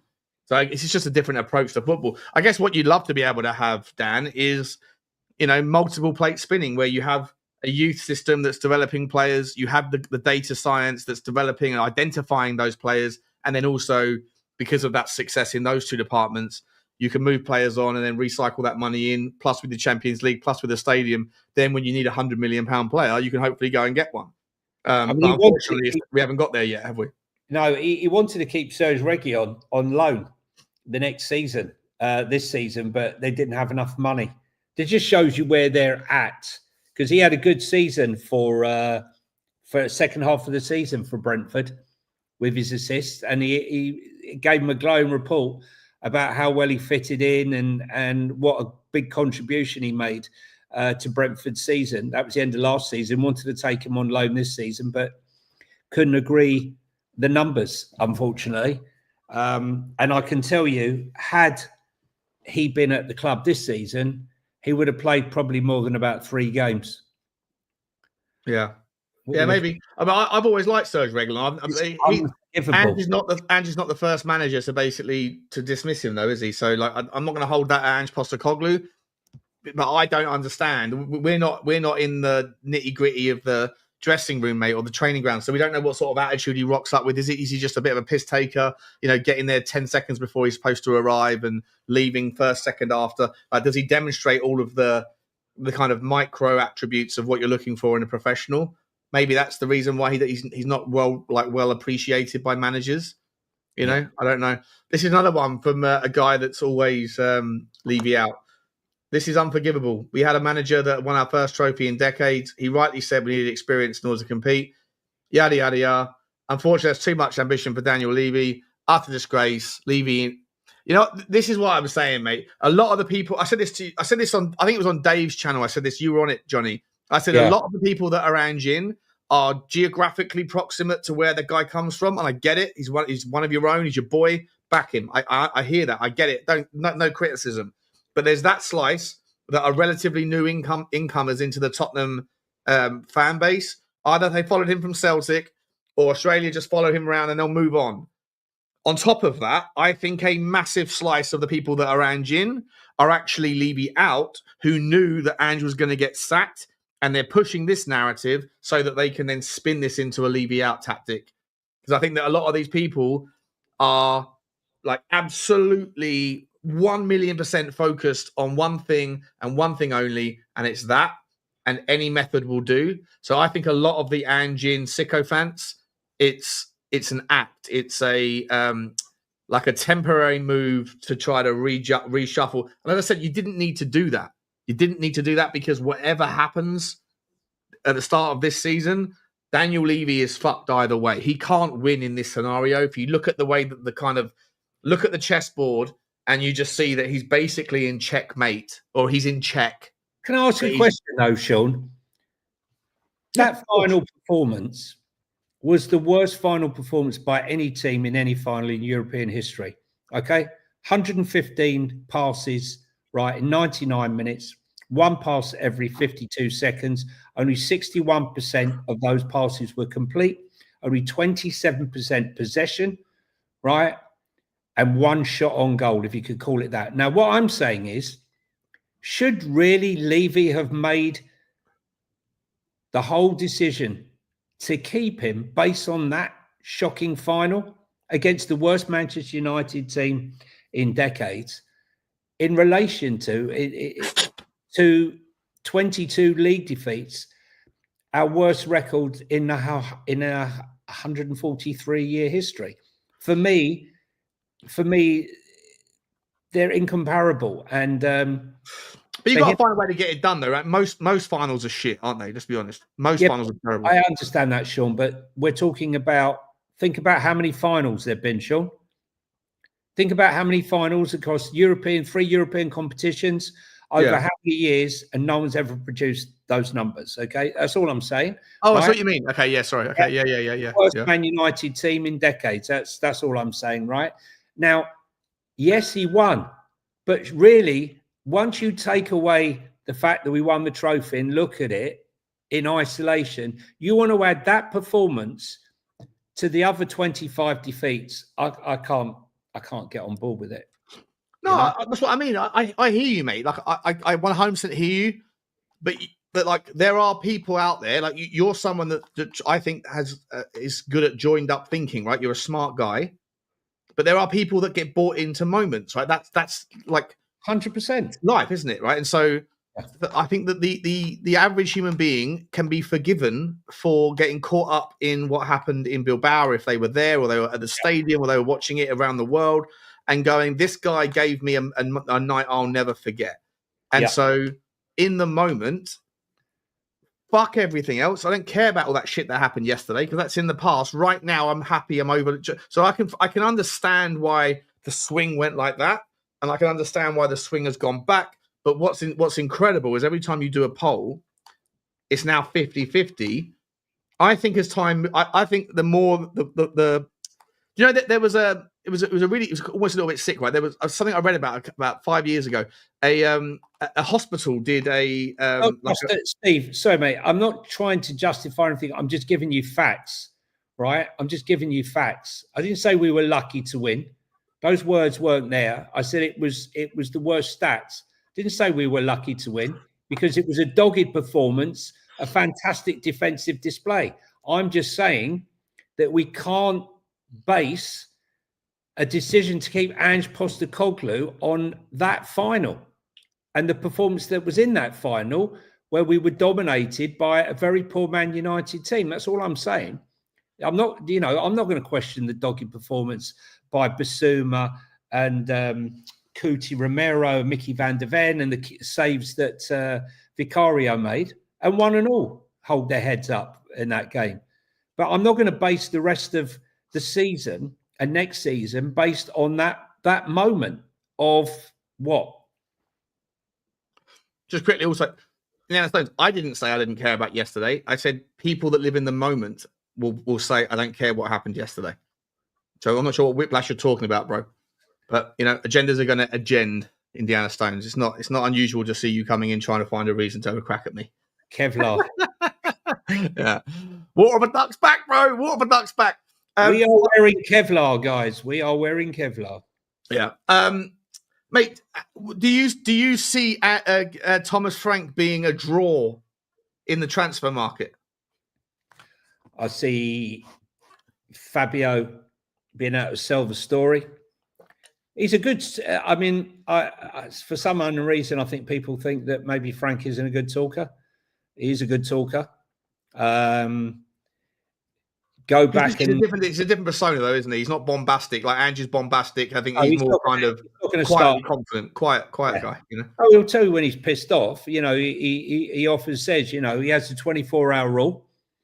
If he loses a game, he'll be fuming for 24 hours. Right, and he'll be pissed. And if he wins for 24 hours, he'll be elated for 24 hours. And then it's back to the drawing board. He never lets anything get on top of him. But I just feel that this club need a hands-on coach. We haven't had a hands-on someone who's in the training ground, taking them through every kick of the ball, who will be interested in some of the younger players. He wanted Archie Gray. He's going to love Lucas Berghvall. For sure, he's going to love Lucas Berghvall. He's going to be having Destiny, as I said, playing out wide, like he had with Rico Henry, with Porro, and I just think all together it will be a more flexible tactical system with a coach that will be hands-on. Do you think, mate? Like. I think it's clear that in games that are not win or lose, boom or bust, you're in or you're out, like a league game. I think Ange doesn't have the jeopardy where the motivational speech has quite as much sort of veracity, sort of oomph into the team. But I'd imagine there's probably very few managers that you would want to be in a final. I think he's won 5 out of 6 or 6 out of 7 finals that he's managed for a reason, right? Because I think he is obviously a guy that can motivate and get those right words in the right order at the right time to kind of invoke some sort of let's do it, come on. And I'm not sure if that's what I don't know, right? I don't know. I can't imagine that Thomas Frank is going to be as inspirational in that regard, but he's going to be more well organized and like a sort of German efficiency. Not that he's German, but like that kind of like versus an American sports car that gives you that thrill, but not necessarily built that well. And I feel like if you were in a final next season, would you rather Ange be the manager or Thomas Frank? I would probably say I'd rather Ange be the manager. But if you want to go over a 38-game season and see what you're capable of figuring out the best way to navigate through multiple competitions without deprioritizing things, I think that Thomas Frank is probably slightly more intelligent in the adaptation of what's necessary to navigate the complexities of a 60-game season. But in the moment, for the one game in isolation, the final, I think I'd probably still rather Ange Postecoglou to be leading the team out. That's fair enough. Listen, they call him the professor for a reason. Who, Thomas Frank? Yeah. It's like, he's into the minutia. Sorry. I've been tongue-tied. I had a nice night last night. Oh, did you? You get smashed, did you? Nice. Nice. I just say I had a nice night. I just had a nice night last night. So, but listen, look, I feel sorry for Thomas Frank, actually, because he's walking into a complete and utter shit show. He's going to get abused. I wouldn't be surprised if he was booed if he lost his first game. I'm not sure. Yeah, I think I don't think he will be, but I personally think that the ship will be on. I can already see it. I can already see it happening. I said it last week. I said whatever happens, Daniel Levy's fucked, and there's going to be a manoeuvring and the moving of the goalposts. It was a temporary reprieve that wasn't necessary. People that were Ange in didn't, for the purposes of being Levy out, because they saw what was the writing on the wall. That wasn't necessary. You didn't need to do that because it was going to happen anyway. You were going to get your Change for Tottenham will have a protest that will have 5,000 people on it before the end of the year. I guarantee it. But guys, I just want to quickly say, I'll put the link out there. If anyone wants to come on and let your thoughts, just make sure your cameras are on, and we'll open it up. So we'll be going for an hour and a half. I'll open it up. I want to get everyone's thoughts. So if you want to come on and say, but depending on how many people jump on, I'm going to either keep it quick and like conveyor belt, or we'll open it up. And guys, everyone's here from Spurs Talk Show. I hope you're hitting the like and subscribe button. But guys, if you get time, please pop over to our Football Inc. channel. We're trying to grow that, and that's going to be busy during this summer. So, 100%. The link is pinned in the chat, guys. It's pinned, so you can just scroll up to the top of the chat, and it will be there. Please go over to Football Inc. We're trying our best to sort of expand out into other things. It's a fascinating world when you're talking to fans of other clubs, because you can be educated on things that you might not necessarily understand. Johnny, do you think that is there any player in the team that you think that Thomas Frank's going to look at and go, not my guy, not my type of player? I'll be honest with you, it's hard to say, if I'm honest. I think he might quite like Brennan Johnson, funny enough. But you might like him. I think he might quite like him, but he needs a lot of one-on-one coaching for me. Could you imagine if Thomas Frank could actually get Brennan Johnson to take on his man and be brave and go past him? What's this? Wait, what? Tottenham betting odds. Oh, Tottenham next manager. Betting odds. Is Johnny going? But Marco Silva's come in. We'll see. He's come in. He's come into 3-1. Wow. And Thomas Frank has come out a little bit, but no, he's still at 3-10 on. So it's still Thomas Frank. It must be Thomas Frank. Oh, look what we got. Adam William Cahill. What's crack-a-lacking, my Christian friend? How you doing, buddy? What's the story, mate? Can you hear me all right? Perfect, mate. Although I think you might have the wrong microphone. It's an echo. Oh, no, you're okay. You're okay. Oh, he's okay. He's fine with me. Fine, yeah. Sound. How are we getting on? Johnny, you're bloody elated, aren't you? Absolutely elated. Listen, look, I just want to say one thing, right? Okay, I thank Ange Postecoglou, right? You know, and I hope he has a very successful career. You know, from that point of view, don't have a problem. It was enough. Didn't want to hear the double talk, and I just didn't think he was the guy to take us to the next level. It's as simple as that. Yeah, fair. Like, I don't know if I've been listening to you guys since as close to the start as I could. I don't know if you brought it up though. Like, how do you feel about the dressing room situation? Does this mean that Romero is just gone? Like, is that 100% certain now? Is Romero out the door? Because, like, no, you don't think so? Definitely not. Okay, explain. Because from everything I've seen, it seems as though like Romero was he seemed to have a lot of authority. Even Sean, you did a video on this. He seemed to have a lot of authority when he was on the pitch in the final, being able to determine, okay, when are we going to a back three? He's calling the shots. So like he must have loved that first and foremost. But then when you've got interests from clubs that are very certainly going to be aiming for trophies next season, and with a new manager coming in, let's be fair.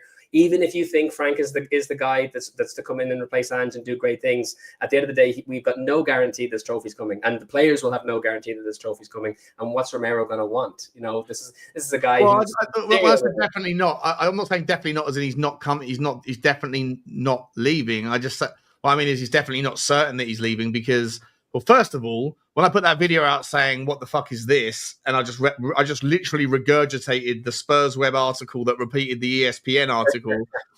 I've never had more comments going, Sean, you're a fucking fraud, you're a disgrace. Yeah, I was like, I'm literally just reading off of the screen. I'm not making this up. It's wild. But either way, I think there's some truth to the idea because a lot of people said that they noticed it in the game. Johnny, I think you said you noticed it in the game that Romero signalled to change the back three, right? In the last 10 minutes. There was loads of people that said that they saw it. But look, for me, the person that got us over the line. Do you see Ange Postecoglou talking to the players during the game?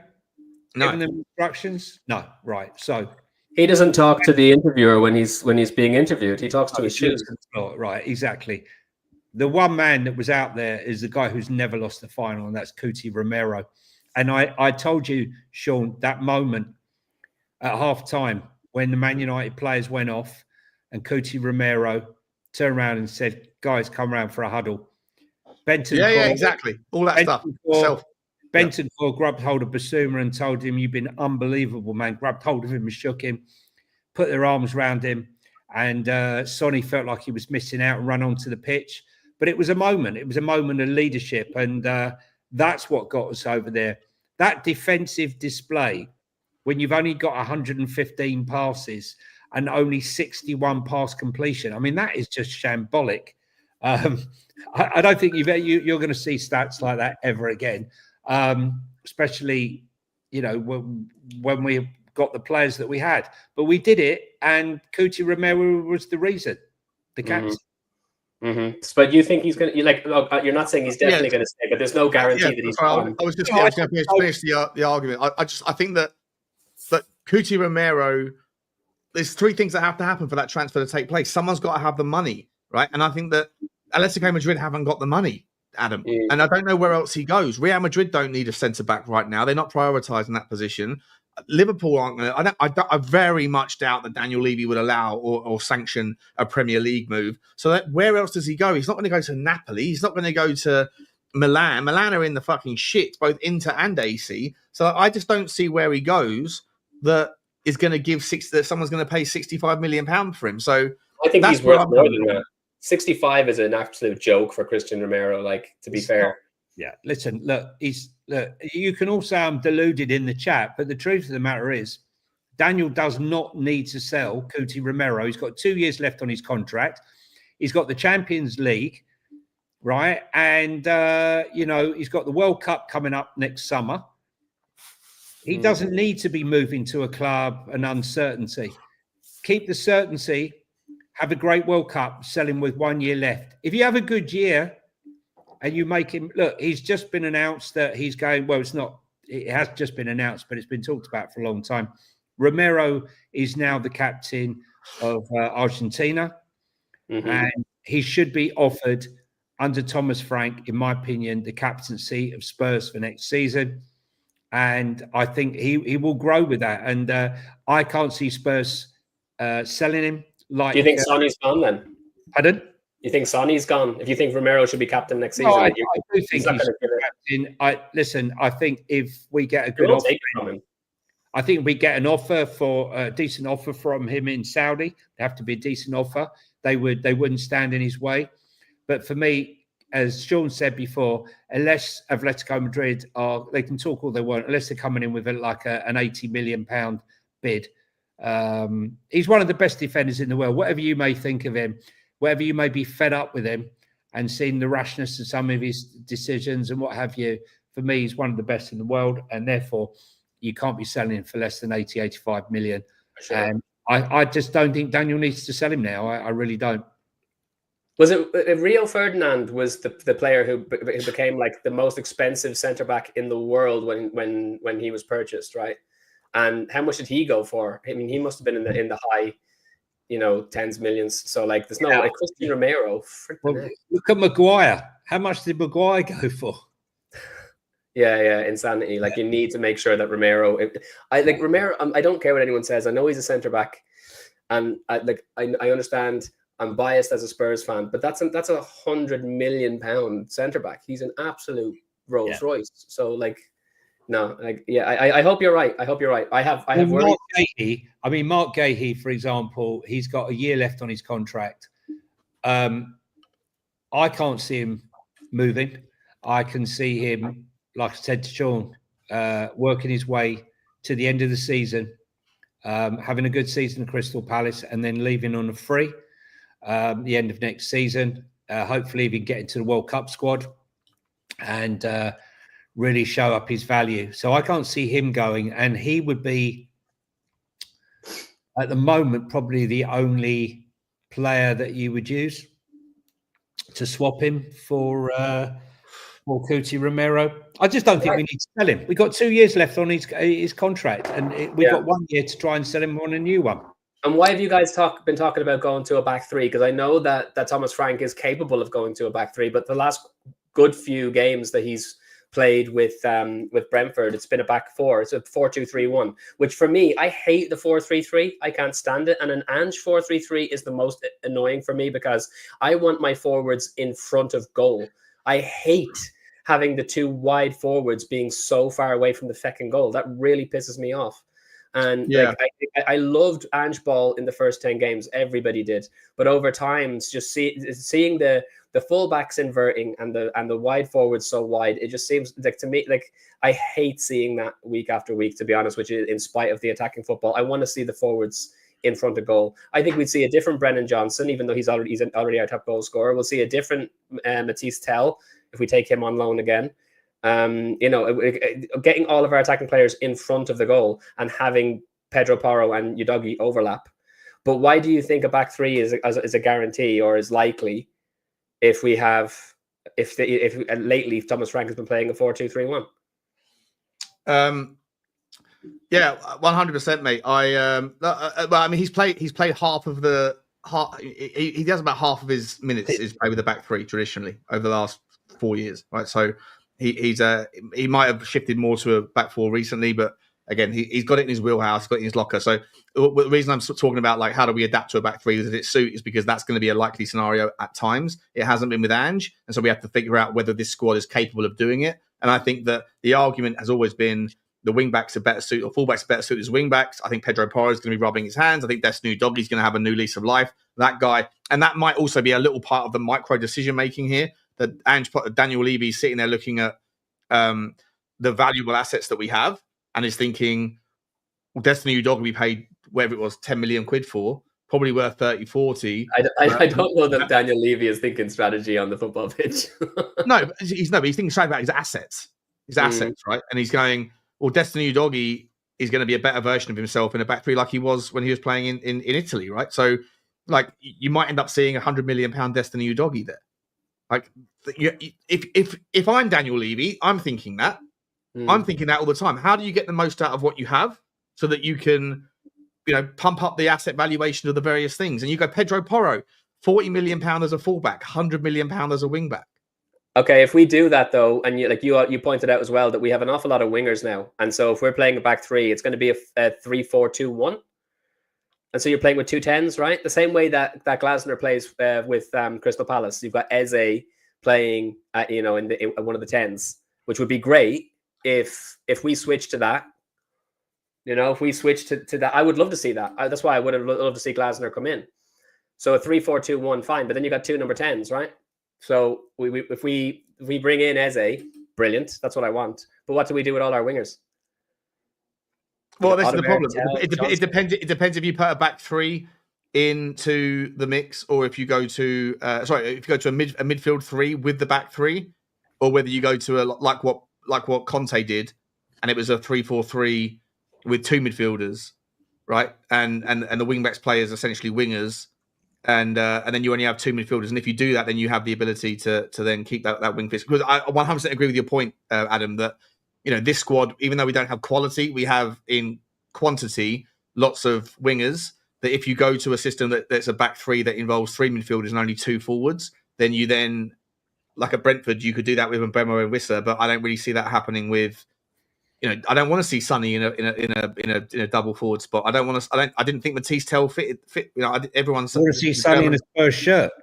Yeah, to be fair, I don't want to see Sonny. Right, just give me 2 seconds. Got a phone call. Got to take. I'll let you guys carry on for 1 second, okay? I would say that this is a squad-based game now, and you need a deep squad. This squad isn't good enough to compete at league level and Champions League level. Ange himself said it wasn't good enough to compete at Europa League level and league level. So, who are you happy to see the back of? I think the only one really I can see going is Bissouma, potentially. Really, I think Dragusin will be very happy coming that he's injured. No, I think Dragusin will be quite happy that. We couldn't sell him if we wanted to. We couldn't sell him. I think he'll be happy with Thomas Frank coming in because he's been used to playing in a back three.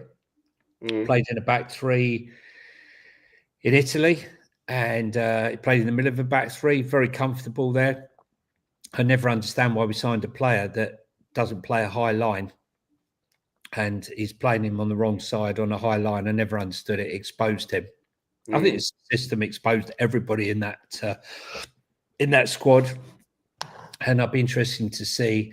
The one thing's for sure, us as Spurs fans won't know week in and week out exactly the lineup, the setup. We might know the lineup, but it's going to take them a while to get used to the setup because he's going to be changing it around. You won't have the predictability of setup under Thomas Frank. He will definitely vary it up depending on who we're playing. And do you believe that with the sell to buy nonsense that's coming out recently? Because I think he'll have money. I think he'll have money. Listen, he turned down Man United for whatever reason. Okay, and they had money, but I don't think he would come. Having seen the squad finish 17th place. The first question I would be asking if I was coming in would be, what funds do I have? Because your squad is obviously not good enough to compete at league level and Champions League level. It's obvious because the results tell you that when you're sat in 17th place. So I would need the funds to buy X, Y, and Z. I think they've already had the conversation. If I'm brutally honest, we might be getting this now, but they would have already spoken to Frank. He would have already had an interview and he would have already discussed the type of players that he likes, or he would know, being the type of person he is. All the Ange fans will say, well, you know, Ange has beaten him 4 times in 4 games. Frank's never beaten them.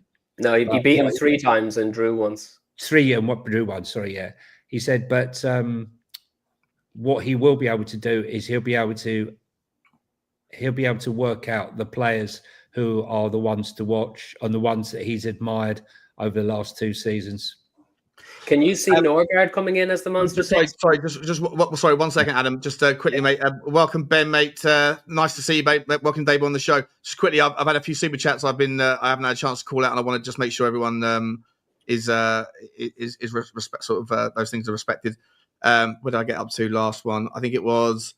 There's a great video from Moose. Big up Moose again. There's a great video on Sky of a day in the life of Frank. Great insight. I haven't seen that. I will certainly check it out, Moose. Thank you, mate. And everyone else, if you're interested in what we're going to be working with in all likelihood, then let us know what your thoughts are on that later. Dan Bowers is saying, I'm worried fans will treat Frank like Nuno. I think this is the problem. This is the fear that Johnny has. I really hope not, because like I say, I think that's just a manipulation of an agenda. By the way, I just dialed into We Are Tottenham TV just for a split second to see what the comments were like over there. It was a barrage of leave you out. You know, this to me is all. This to me is so organised and orchestrated. It's any opportunity will do. They couldn't keep it quiet for a split second. But by the way, Daniel Levy deserves all sorts of criticism for the way this last couple of weeks been handled. So I've got no issues with the movement, no issues with the narrative. I'm just saying that it doesn't really surprise me, if I'm entirely honest. Shelf side, massive super chat, man. Thank you so much, bro. So cool of you. Whatever happens at Spurs, I will support my club along with my sons and grandsons who just love to be in the stadium at every game. Yeah, mate. I mean, I'm guessing from that you're on the older side, mate. I spoke to my dad earlier, just before I came live, and he's exactly the same. You know, he's like, I don't really care about the noise. I just all I look forward to is the start of the season and watching the team, and I'll support whatever whatever's going on. I'll always get behind it. You know, and I think that, you know, with age comes wisdom, mate. So if you've got your grandsons and your children to go with, mate, then yeah, great memories, right? Great times ahead for you, buddy. And thank you so much for the super chat, mate. Thank you very much. And I think a lot of people echo your thoughts there. And a Perv Kuma. I think that's how you say it. Hope you guys would also love Porro, Romero. See, Johnny just woke up to that one. Romero leaving. Next season, when the manager rests players for cup games to prioritise a game to finish 6th, do enjoy. So you're obviously not seeing this as a good one, Mr. Kuma. Thank you, mate, for the super chat regardless. Look, like I say, mate, I understand why people are going to see this as a sideways step. I understand that people are not going to be massively happy with it, but look, I do think Thomas Frank is a really is a very special tactician, and I think it's going to be as interesting to see where Ange goes next and see how he gets on wherever he goes, as it is to see how Thomas Frank handles this step up. Because for every manager every person that says, "Well, look at Eddie Howe, right? He hadn't won shit before he got his chance, and look how brilliant he's been." I mean, look at Graham Potter, for example. Right, he went to Chelsea and was ousted because of politics at a bigger club. So there's a never-ending stream of managers that didn't have anything, got to a bigger chance, got a chance, didn't win anything there either. So it's up in the air for me, and I understand why the split is 50-50. Thank you for the super chat. Ben, I'll welcome you in, mate. Actually, well, just sorry, but 1 second. Adam, you were going to ask a question before I interrupted you, and then I'll bring you in a second, Ben. Sorry, mate. Yeah, just to kind of to have a bit of a consideration about, we've been looking for this monster number 6 for forever, and if we need someone to, there will be times where we'll be playing in a back 4, regardless of whether we have more opportunities for our back 3, and we'll need someone to play in that double pivot who is exceptional in the 6 role. And I'm looking at Norgard. Like I don't know if you guys have paid much attention to the kind of the less flashy of the Brentford players, but Norgard to me is absolutely phenomenal in the number 6, and he's quite frequently gotten man of the match performances for Brentford. I'm just wondering what does everybody think? And Shawnee, I don't know if you've watched much of him, but I think he's someone worth kind of pulling up on the what's that? Y Scout. Y Scout, yeah, I think he's worth pulling up on the Y Scout and having a look, see how he measures up. Because I think Norgard he wouldn't be all that expensive, and I think he would be an exceptional number 6. I looked. I mean, I know why. I don't need the Y Scout for Premier League players. I watch it every week, but I like Norgard. I don't think he's bit old for me. I'm not sure he's the guy for me, but he's a good player. He's on 30, 31. 31. I think check it. We're turning into the Viking Central. Ben, you look a little bit Viking-esque, mate. Whereabouts are you from, buddy? Hey, thanks for having me on, Sean. Fairly new to the show, but really appreciate it. And the level assessment of things, I think I really appreciate. I'm out here in Seattle, Washington, in the U.S. We had a fan. No, not right now. The sun is shining. It's beautiful. But it usually is. It's Seattle is like the island or the UK of America, right? Like rainy all the time. Yeah. But man, we had a fantastic day out here watching the game in Bilbao. 250 plus people gathered in a pub together. It was fantastic. Just what a day. Are you a member of Seattle Tottenham? Yeah. Oh, see the fan community. Yeah, amazing. Yeah, fantastic. So I've always been kind of Ange in just because I like the style, but the level assessment, I would agree with this decision. Because I think what I've just been looking at is with Frank, you look at last season, they beat pretty much everybody they were supposed to, and they were in games with people they weren't supposed to beat based on the players they have at the club. And then you look at how we performed and how many teams did we lose to that we should have just controlled off the park, and we didn't. And I just look at that from a pragmatic perspective. If Frank comes in and with our squad beats everybody we're supposed to beat, and even if we lose to everybody that on paper we shouldn't beat, we still finish top 5, top 6, and somewhere around. And so I think if he brings that same level of beat the teams you're supposed to beat, and be in games with everybody else, pick up points here and there, I think we have a great season. So I think from a initial perspective, pragmatically, I think that's what I would expect from him. Are you concerned at all? By the way, Frank, welcome back to the channel, mate. I hope you're doing well as well, bro. I'll come to you in a second. Thanks, mate. Ben, good to see you, mate. Ben, just to carry on with your take there, do you see? You mentioned obviously with the squad that we currently have, that's what you'd like to see. With the squad that we might be able to have, I asked the boys, I'll ask you as well, and I'll ask Frank when I come to him in a second. Do you see Thomas Frank as being a catalyst, right, to be able to get some bigger names in? Like, let's be honest, whatever you think about Ange, the noise has been that on more than one occasion he has been the difference in getting some players to come to the club by having to jump on the phone and do his salesman stuff, right? So, there's been some value in that regard. But I mean, whether people value Matisse Tell or otherwise, before he came, everyone thought he was going to be an initial boost and a boon to our chances. So Ange having to get on the phone to sort that out was seen as a positive.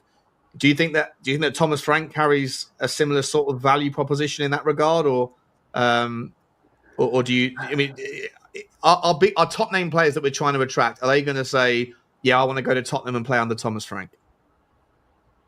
I don't think initially.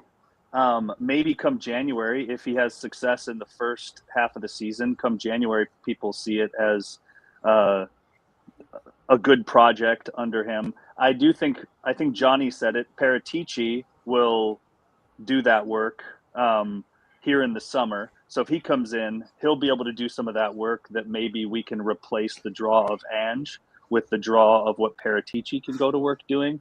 And right. I think having Champions League, we needed Ange to attract those players because we didn't have Champions League. But having Champions League and having Paratici, I think helps with that. I think Romero is going to be a big one. If we can get him on a new contract, I think that signals the direction the club is going in. And I agree. I think Romero will stay.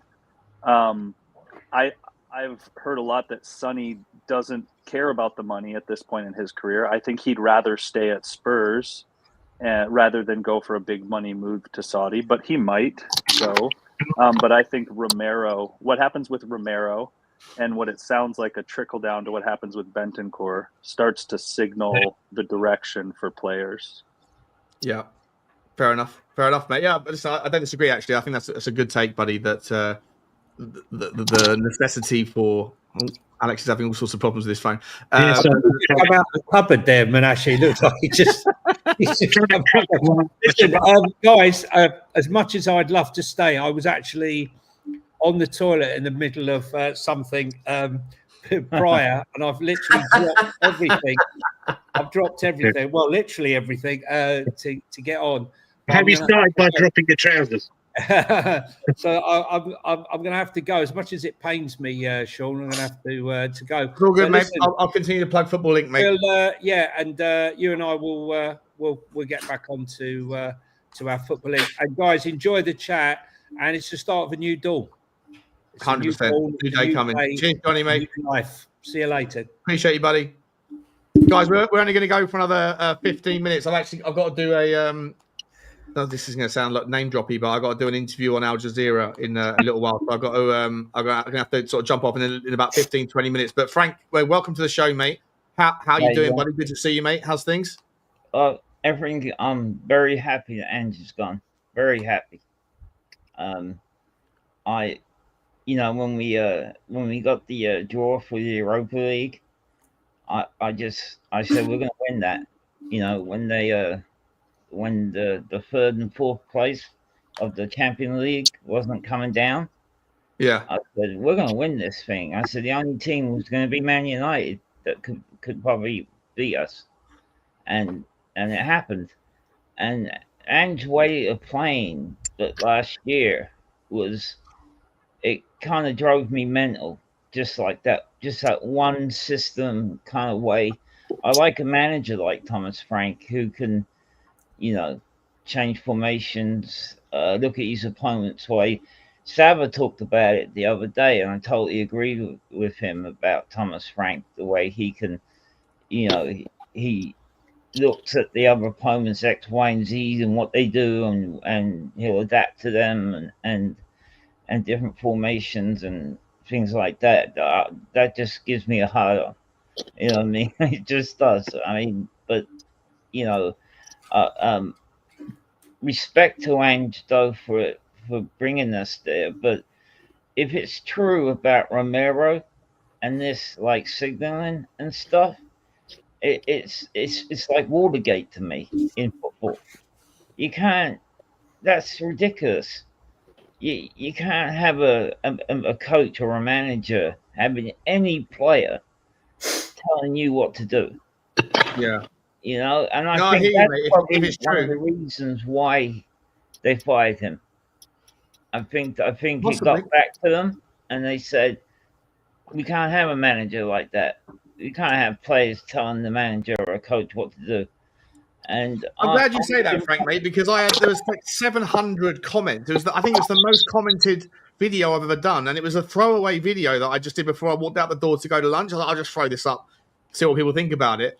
And I got absolutely buried, even though I said in the fucking video, I was like, I don't know if this is true. And by the way, I'm not even saying it's necessarily a bad thing, because you could make the argument that a manager should be listening to his players. But the fact that you're doing fucking baseball signals or whatever from the pitch, saying it's time to change, and Ange is waiting for the signal from players, like that to me seems like it's the tail wagging the dog and was a little bit problematic. If it's true, then it's crazy. Whether it's good or bad, I don't know, but it's crazy.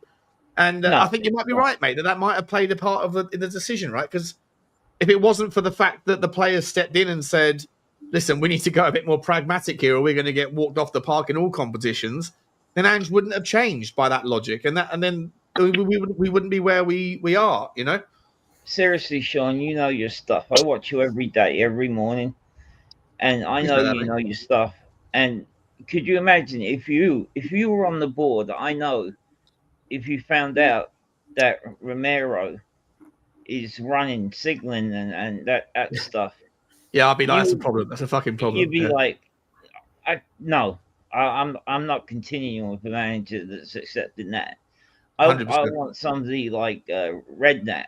I want somebody who's like, get out the effing field, like, you know, like, how dare you freaking even think about talking to me like that, you know? Yeah, but look, people are going to interpret it. Like, obviously, Max here is interpreting it as I think that's tongue in cheek. Max, a bit sarcastic. I don't even know if it is true. I don't even know if it's true, but if it's true, regardless of how it can be interpreted, it's still a wild thing. I can't imagine Alex Ferguson was waiting for signals from fucking Paul Scholes or Roy. I just thought that could it not possibly? We know that Romero's got a toe injury or foot injury. Could it not be something to do with that? And saying we need a bit of help because I'm not going to be able to, you know, I can stay on with the extra help, but if I'm here with just the two of us, we're going to be in trouble.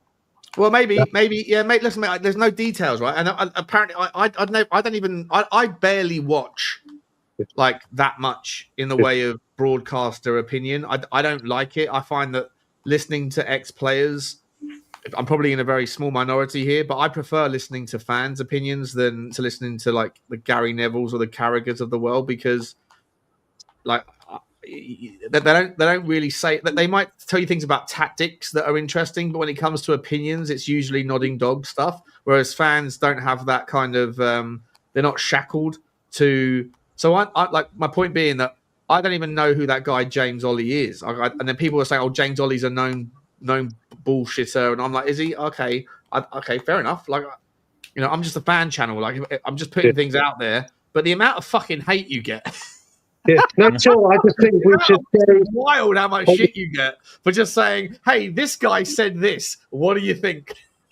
Yeah, no, sure. I just think we need to be look at, you know, when we're looking as outsiders that don't know one way or the other, we have to go what's in the public domain, and we know that Romero has an injury because Ange has talked about it. We've only heard from this one journalist who nobody knows whether he's made it up because he's got a deadline to fill, or if it's based on, you know, or has he heard it from someone that we don't know, even know who his source is. His source could be someone that, you know, is even more unreliable than he is. We just don't know. True. Gary Becks, I haven't played football. I mean, I played football on a playground. I played football when I was about 10 for a team, but I was a rugby guy. So no, I haven't played football, mate. But I've watched it since I was 6 years old, religiously. Like, every game I can get access to, I watch. So, you know, I am familiar with how it works, but I haven't played the game. And I don't think that should be a barometer of whether you can have an opinion on what other people have said either way. So, Exactly. But listen, I'm going to ask you guys, all four of you, I'm going to go for another sort of 10 minutes. So I'll give you all sort of 2.5 minutes each here. Where do you see this summer, like broadly speaking, right? Where do you see this summer going? Do you see Tottenham having decent budget? Do you see Ange Postecoglou? Do you see Daniel Levy and the new, whatever this board looks like? I think there's going to be more heads are going to roll this week. I think it's going to be a fascinating summer. But where do you see us? Is Scott Munn gone already? Some people are talking about Scott Munn having left. Is he already gone? Yeah, well, no, it's not been confirmed by the club, but Matt Law did put out a thing saying, a tweet saying, yeah, he's the next one to be sacked. And obviously, Paratici can't come until at least the 1st of July anyway, but he's apparently still in court, civil court for, you know, more misdemeanors or same misdemeanor, whatever, I don't know. And you got Vinny starting on Monday, Donnacalla leaving, Charrington, the Qatar thing, all that stuff is up in the air.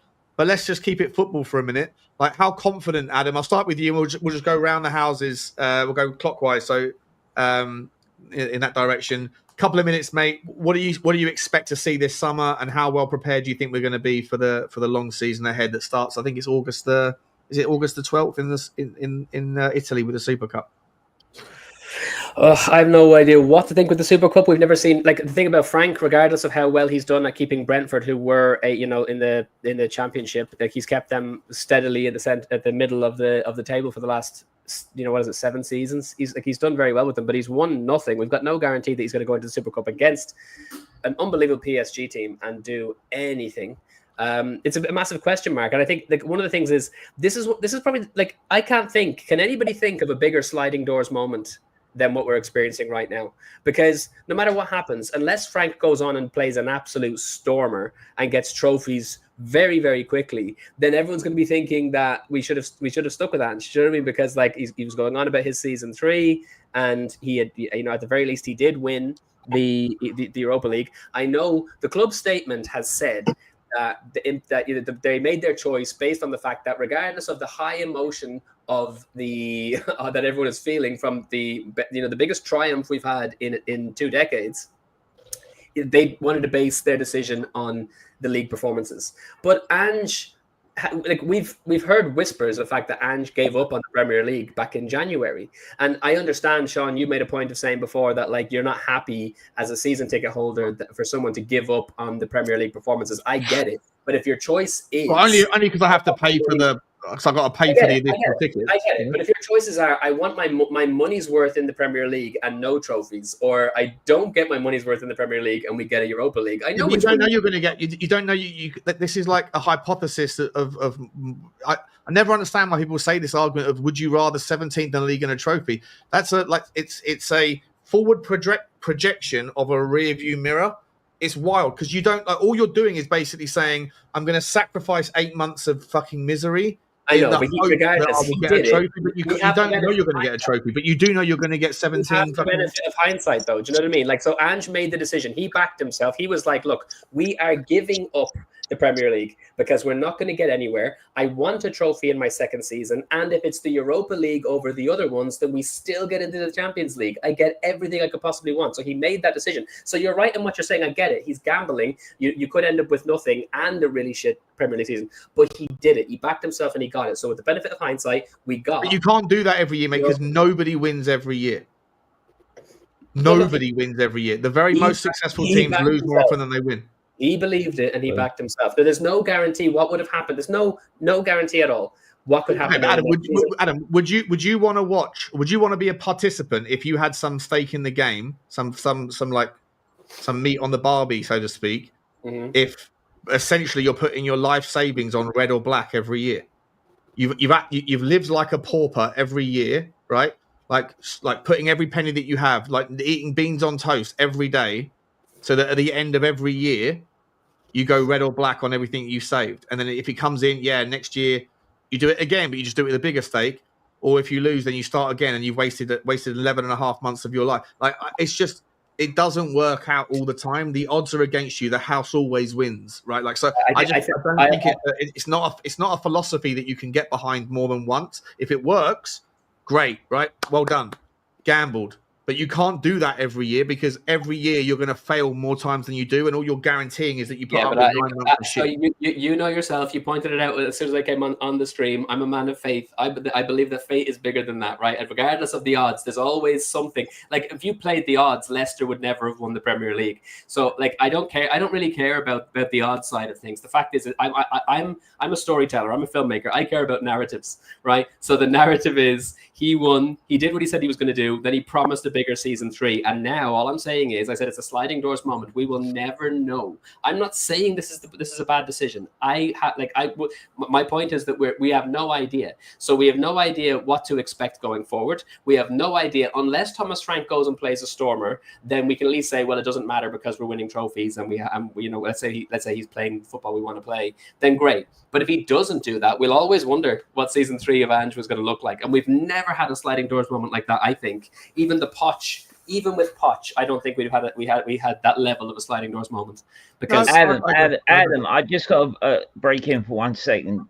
Do you think this was the easiest Europa League that was ever played? Frank, just to correct you, rather than us getting back into a dialogue, I've literally got a few minutes, right? So I shouldn't have even interrupted Adam myself. So Frank, I'll let you go with just give me your sort of 2-minute spiel on what you want to see happen. Then I'll come to Ben, and then I'll come to Alex, who I think is cooking his dinner at the same time.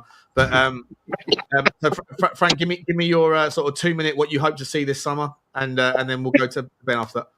I have no idea what's going to happen. I mean, we're talking about Daniel Levy here. I mean, anything could, the last day of the window could, like, Harry Kane could come back. I mean, anything's possible with Levy. We're usually depressed at the end of transfer seasons, right? But I have to say to Adam, he said, but Ange delivered what he said. This was the easiest Europa League run that any team could ever have, right? Yeah. There's no doubt about that. And Ange saying, I always win in my second season. we all noticed that he changed his style of play in the Europa League. Okay, the way he played against Frankfurt in the Premier League, I don't know what he was. It was crap. You know, for me, I always wanted. I thought my 2 minutes. I got a minute left, but I always wanted to see us in the Premier League. I think we were always with the players we had were perfectly set up for a 3-5-2. We have a player like Porro who's more forward thinking. You got Doggy. We should be wing backs. We should have two 8s and a pivot, and 2 attacking. We should have Richalison and Zielinski up top. We should have had that in the Premier League. That was my opinion on having that formation. And in the Europa League, sure, it was easy. 4-3-3. That's my opinion on this season. But what's happening this summer, I have no idea. I'm just happy that Ange's gone. I don't think I think he's more of a bit of a bullshit artist. You know, with this Ange ball and all this. And last year, the first 10 games was great. And my last point is I hated the way he uses Maddison's hours on the field. I just did not get it. He didn't use him correctly enough. You know, he just always took him off. You'll put him on. Yeah, I never got it. Our best creative player always have limited hours. Why? And that's my 2 minutes. Thank you, Sean. Hi, sorry, I am here. I am cooking my dinner. But thank you for you're muted. Sean, you're muted. Unmute, bro. Yeah, Sean, I think you're muted. Sorry, guys. Yeah. Sorry, well, what I just said was, Frank, you're absolutely welcome, mate. You're welcome anytime, buddy. Just reach out to me on Twitter if you want to come on more often, mate. I love you to pieces, man. It's been we've known each other for a long time. So, Alex, I'll come to you last, mate. Apologies, bro. I know I haven't had a chance to really get round to you, mate, until now. But I've just got a text about the TV thing, so I've got to jump on. Ben, 2 minutes, mate, if you can. Summarize what you're hoping for. Are you hopeful? Are you pessimistic? Are you cautious? Are you optimistic? What's your take, and what are you looking forward to seeing this summer? I'm always optimistic. Always optimistic. I think that whoever comes in as the manager, they tell him we need to have a solid plan for the league. Whoever comes in, they're not going to be expecting them to win the Champions League. They're going to expect them to be competitive in the Premier League and to come up with a plan of how they're going to be competitive in the Premier League. Kind of speaking to the idea of being able to shift your game plan depending on your opponent. I think that's important, but I think it's less important the bigger of a club you are. The bigger of a club you are, you don't need to adjust your game plan for as many teams as you do if you're a smaller team. So for Frank to have to adjust his game plan when he's leading Brentford, he's got to do that more often. But when you come to Spurs and you have a bigger budget, a bigger club, a better squad, I think he's going to be able to nail down his primary mode of playing and then create adjustments for the handful of teams that we need to adjust against. And that's why I think they'll like Frank if he comes in, and what they'll ask of him is to solidify us in the league, create a style of play that's going to be consistent, and then be able to adjust for some opponents that we're going to come up against.